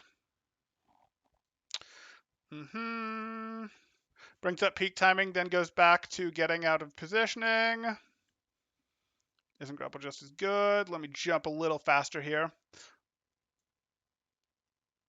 Literally everyone standing in the middle of main, no shield with an enemy. Widow lurking. Got to praise Nimai for trying to explain this logic. Yeah, no, I absolutely appreciate that he came on. Okay, Anton Paris says, honestly, I agree with Nimai's general statement. Harder heroes make better players, but trying to get specific with ranks who this applies to is not feasible. I think the take is too broad. I can see how you can argue that in a more specific thing, and I'm actually not 100% against the concept of like there's heroes that don't make sense to play or that are going to be slow. You're going to let me rephrase that you're going to be slower to develop on. If we left it at that and even picked a few specific heroes, I could have been on board. I wouldn't have said 2GM obviously, and I would not have made a cast this big. Like this is too big of a cast. One, two, three, four, five, six, seven, eight. 8 heroes? Like we're talking what, a quarter of the Overwatch heroes? Like that's just not going to work in terms of oh well a quarter of the no, I don't think so. Um Disagreeing take, but I couldn't disagree more. Right. I think it doesn't matter. It's a pretty in-depth take. I get what he meant by it, but maybe some more elaboration would have helped. Yeah, would have. And we got some more here, but ultimately, I think it does break under pressure. Uh, I don't think harder players make better players because either way, you're going to lose value in low ranks due to XYZ. Your SR isn't going to go up. It isn't going to go up or down, as Temporal is saying, because you ice block because you just feed and lose. Right. Right. So if you don't get value, if you just ice block, okay, you survived, but now you're not getting value after your ice block, or you can't play aggressively after your ice block, or you then just get eliminated after your ice block because you do the same thing that caused you to ice block in the first place, not recognizing that you can't. Telling players not to play characters that are good on capitalizing on enemy mistakes is just awful advice. Capitalizing on enemy mistakes is one of the skills you build up and have to get better at. Absolutely. Hmm. He's focused on the wrong thing. It's universal. You get that way with things that you shouldn't at lower ranks. Great if you have an ability that helps or not, but eventually you hit a spot on the ladder where you have to learn to play better. That's universally true. Yep. And we tried to get there. I don't know if we fleshed that specific point out enough, but yeah. Focus in saying it's bad to learn on these cares is wrong. The must learn to point is just slightly different.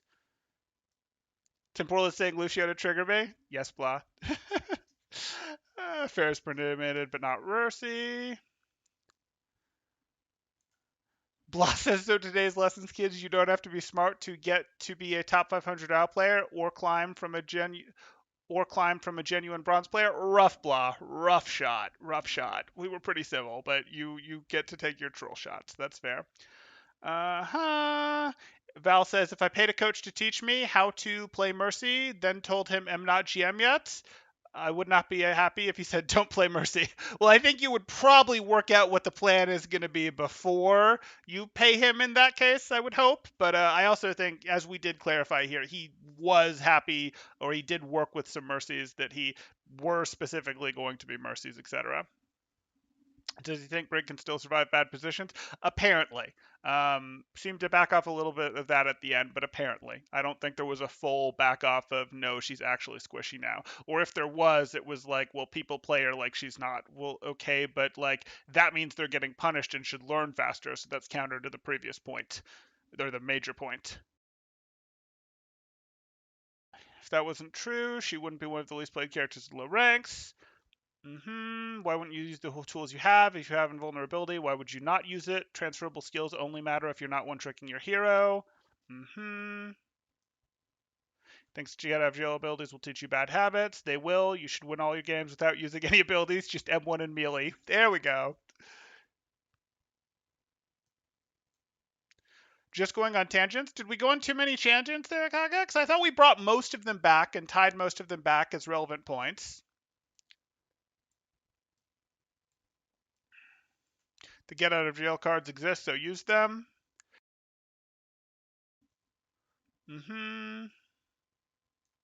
Lucio's weapon has some weird transferable mechanics with Genji. True.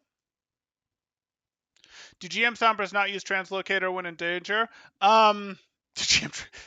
They use it differently, but they do use it. GM Tracers don't recall. They do. Okay. Okay.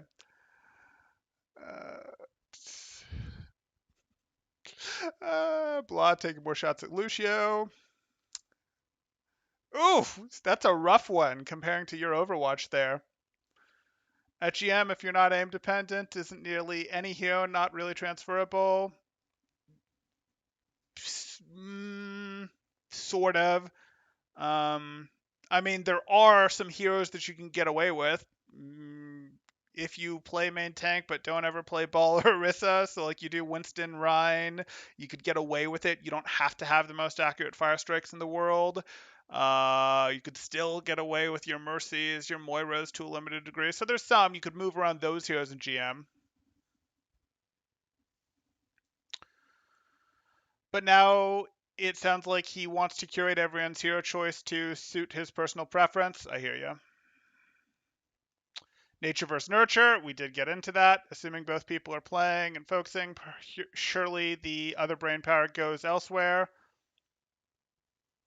So not true. You learn quickly as a Moira to not fade into enemies to engage. You learn that quickly. It's true. It's revealing that no heroes from his own empty role in the bad list. Yeah, that was always a weird one, and we've seen that before where it's like Mercy bad, Rhine good, Moira bad, Winston good. Like, don't get me wrong, there are skill sets that these players absolutely have to have, and most people figure out very quickly if you don't have them, you just get crushed if you don't have them in high level games that other players in support and DPS roles don't necessarily have. So it's like, it's weird, I don't understand it, but I respect that there's some skill there. Like, there's a little bit of that going on, whereas, no, that's just a e-girl, or that's just a whatever, and it's just like, well, that's not really true either, but you're not going to get punished as hard every game for playing a passive Mercy, for example. Like, your team might lose a disproportionate number of games, but it might not be as obvious, which is kind of his point, as it is for the Winston. I think that's sort of where he'd go with it. But yes, I did know that. And the reality is, again, the Mercy's still going to quickly figure out if they're playing Mercy every game and they're going down an SR that they need to do more, or they should. If they were at a high rank, they certainly figure that out.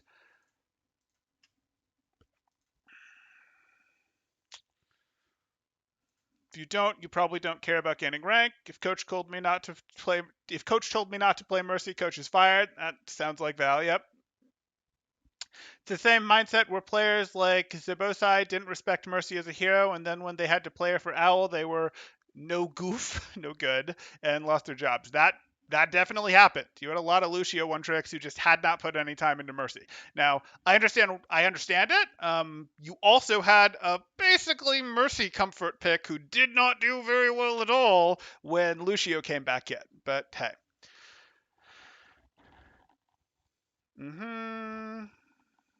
Using a self heal turns my brain off. No. Okay, let's try and move a little faster. Arbitrary when naming the term 5 times. The Overwatch University doesn't need to be hearing that GMs are bad. Agreed. We're to the point where we were talking about Bastion Main and how performance-based star doesn't exist. Brah, Bastion Main is inflated SR, says Crunch, which obviously was not true. Bastion one tricks and GM aren't just cruising.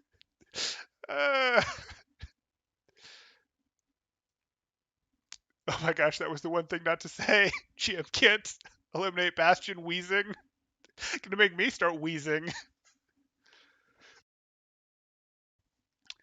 Can understand his thought process, but nothing in the world is as black as white. Hey, Temporal, did you get a haircut? I did. Thank you for noticing.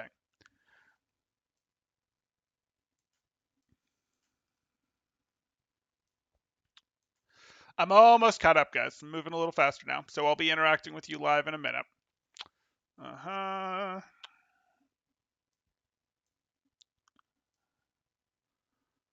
Holy Shift Kid is a Mercy Brig Moira player. He maintains Masters on off rolls even though he never plays them because of the transferable skills from Mercy Brig Moira. Yeah.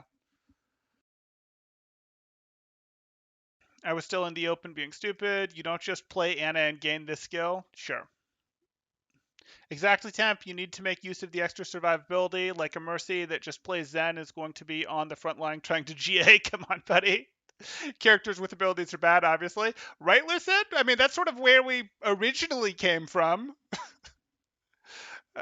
Reaper honestly taught me so much about timing your attacks. I used to just W plus M1 and feed until I learned to wait until they were already distracted. Tracer sucks because she has get out of jail free ability. 3 of them, in fact, 4. Yeah, 4. We can claim X teaches you Y, but it's really what you personally pick up on. A lot of truth there. There are tens of anivods. There are tens and tons of anivods on this channel that show out of position gold, plat, silver, bronze Ana players. Probably higher too, but yeah. And they're not naturally drifting to cover. It's more down to the player and the rank, not the hero. Imagine paying a coach a bunch of money and then later found out his advice isn't good. I think we didn't rip him too hard. We destroyed this a little bit, but we came to a place of like, hey, similar page, we'll say. It was more in my direction movement. It was all in my direction movement, but that's okay. I have 105 hours on Baptiste, and my positioning is absolute garbage. It's just the rest of your skills make up for it. Hey, Elark, I don't think we've seen you before. Happy to have you in the chat here. Frontline Bap Gang, rise up. Brig should not be on this list. No, she should not have been. Gene Xavier says that's so close to what is called the curse of luck in poker. Players that are lucky playing poker get very bad habits very fast. On the long run, it's a curse. I wonder exactly what that was in reference to. Probably the concept in general of like, hey, they survive, so do it. But again, I don't agree with this concept in general. And I think one of the better arguments against that is, well, no, if I just had better aim versus, yeah, whatever. You ate dinner and came back? Yeah, we went for a while, Anton. Rip temporal chat interaction. Sorry, I'm catching up now. But it's sort of, we jumped into it. I would have liked to, structure wise, done I read this, I deal with chat, then he comes on, then I deal with chat again. I'd have liked to do that format, but that wasn't really going to be an option with how it worked out. Okay, Temp just crushed it with this argument. I saw that in real time, and that was when I went to, okay, but these people just go, oh, you could have hit another shot, etc.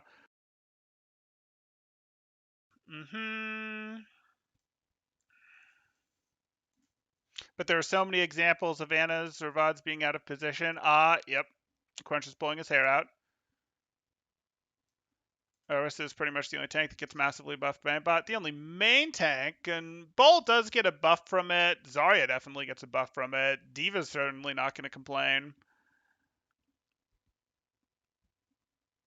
Literally the fact that you can find a gold ranked game, you can load a gold ranked game, find badly positioned Annas proves this argument's wrong because they aren't naturally drifting cover. I don't know that it fully does it, Crunch, because it's like, are they going to learn it better and faster than the Moiras or the Mercies are? I think that would be like, if I'm being charitable to the argument, if I'm steelmanning it, it would be that. A lot of people just aren't going to learn, period. We know that. We know a lot of people aren't actually interested in getting better. They might think they're interested in getting better, but they're not interested in doing the work to get better. And that's fine. I don't have an issue with that. They're playing this to unwind from work, school, whatever, and that's cool. No problems here. But of those, I think his argument would be that more of the Annas are going to get this than the Mercies. Again, being charitable to his argument.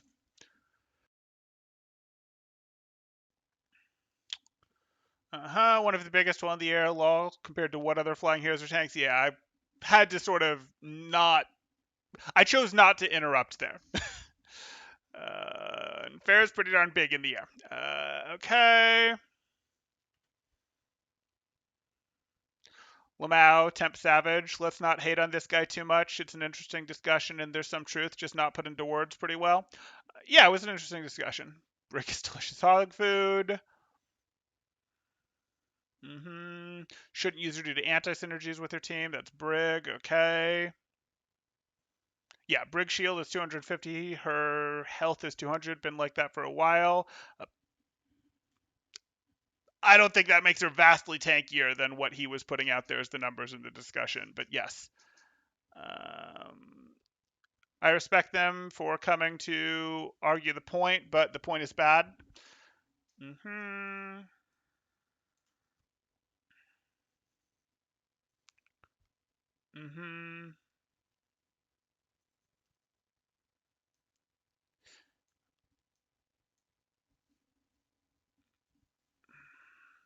Good discussion. Thanks to us both. Glad you enjoyed it, Congox. Nice to see Civil. Yeah, we tried to keep it that way, Lark. It's nice to see even if I hate every argument. Improve faster, sure. Don't play these under GM, no. Yeah. Improve faster, no. It's the argument of training weights to our chat. We tried. Temporal against to get past my ranting for 1 hour. You had some interesting ranting. In general, I think you do improve faster when playing multiple heroes, but that's not really what he was saying. I think, Elric, that there's a limit to that. I think you do actually get better mostly when you're focusing on one hero, but I do think you need to have spread your wings to have played before you get honed in on this one hero improvement. You need to have spread your wings to play some other heroes a bit. And I think there's also some benefit to when you start to sort of get stuck and things aren't improving to go play another hero because it can change what you see about the game. Unless you have coaching, which can help do that for you instead and be faster. But this can accomplish a similar thing, change how you see the game a bit. And good coaching would be a thing there. Blah rates Llama over your Overwatch over this guy. Okay. Catching up on chances, it's just you ranting for 1 hour. Temporal, you should forgo haircuts, grow it out shoulder length, and slick it back. Temp establishing dominance. Temporal destroys Reddit. Commenter, the sequel. Oh, we tried. Don't worry about chatmate. It's fine. It doesn't hurt anything. Reddit streams truly are the best. They're fun. They're fun. Learning it a bit better first implies that the player is playing themselves. Then it goes back to are they recognizing uptime and deaths as problem, or if they're just going, I need to hit some shots, hit sleeps, hit nades, etc. Yep. Lots of engagement, at least. Yeah, no, I did that. But I did want to read back through it because I do want you guys to understand I am usually going to try to read these things. It's maybe not always going to happen every time, but I want, I like it when you guys are in the chat doing that, having a good time, even if you're more getting to chat with each other that time than I was able to chat with you. But that was fun. That was fun. I am going to do a quick refresh here. We're not going to go deep into these comments. If you guys have more comments to throw there, you absolutely can. But there's Val. We'll give that an upgrade, an upvote. I wanted to see. So this did rise to the top. I don't know if that was you guys or not, but if it was, I really do appreciate that. That gives this video more visibility, and that's why I wanted to address this as quickly as we tried, which is 2 hours ago now. Oh no, you just called out my mains. Actually use Mercy more because of surroundings. Very mature response. Was not expecting that from this post.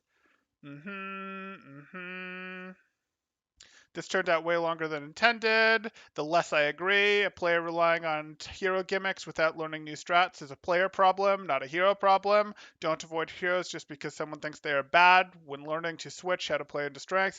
Well, I don't know how much we need to focus on learning to switch, but this first part was right. You say avoid, but from a situation. I play Bastion. I love Bastion. Oh, he just cares too much about the switch argument.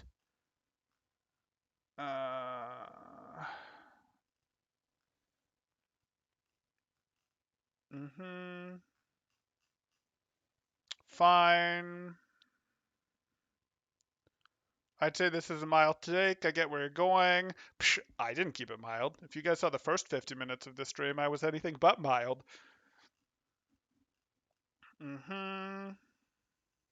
That said, the debate was good, but I did not feel the need to be mild when destroying his post originally.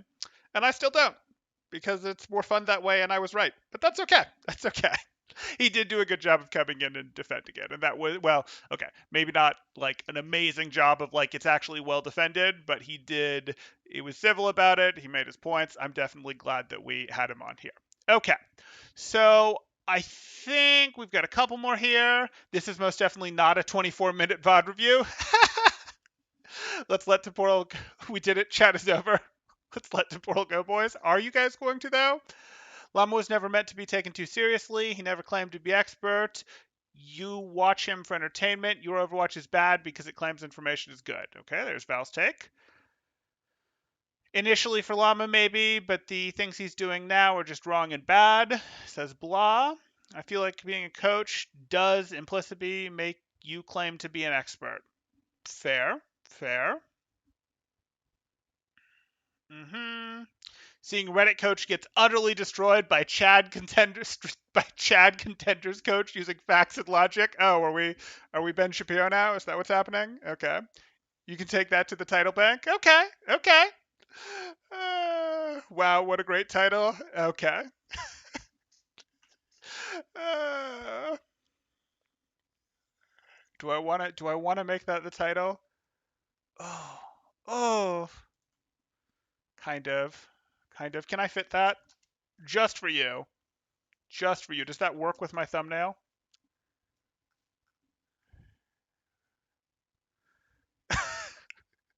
Okay. Obviously, there's a little bit of a joke to this one, but we'll do it. We'll do it. The algorithm will love it. Will Super Chat make it to the title? Maybe, maybe, but we just got it as the title. It just became the title. Okay. We're going to go ahead and call it there. I hope you guys enjoyed.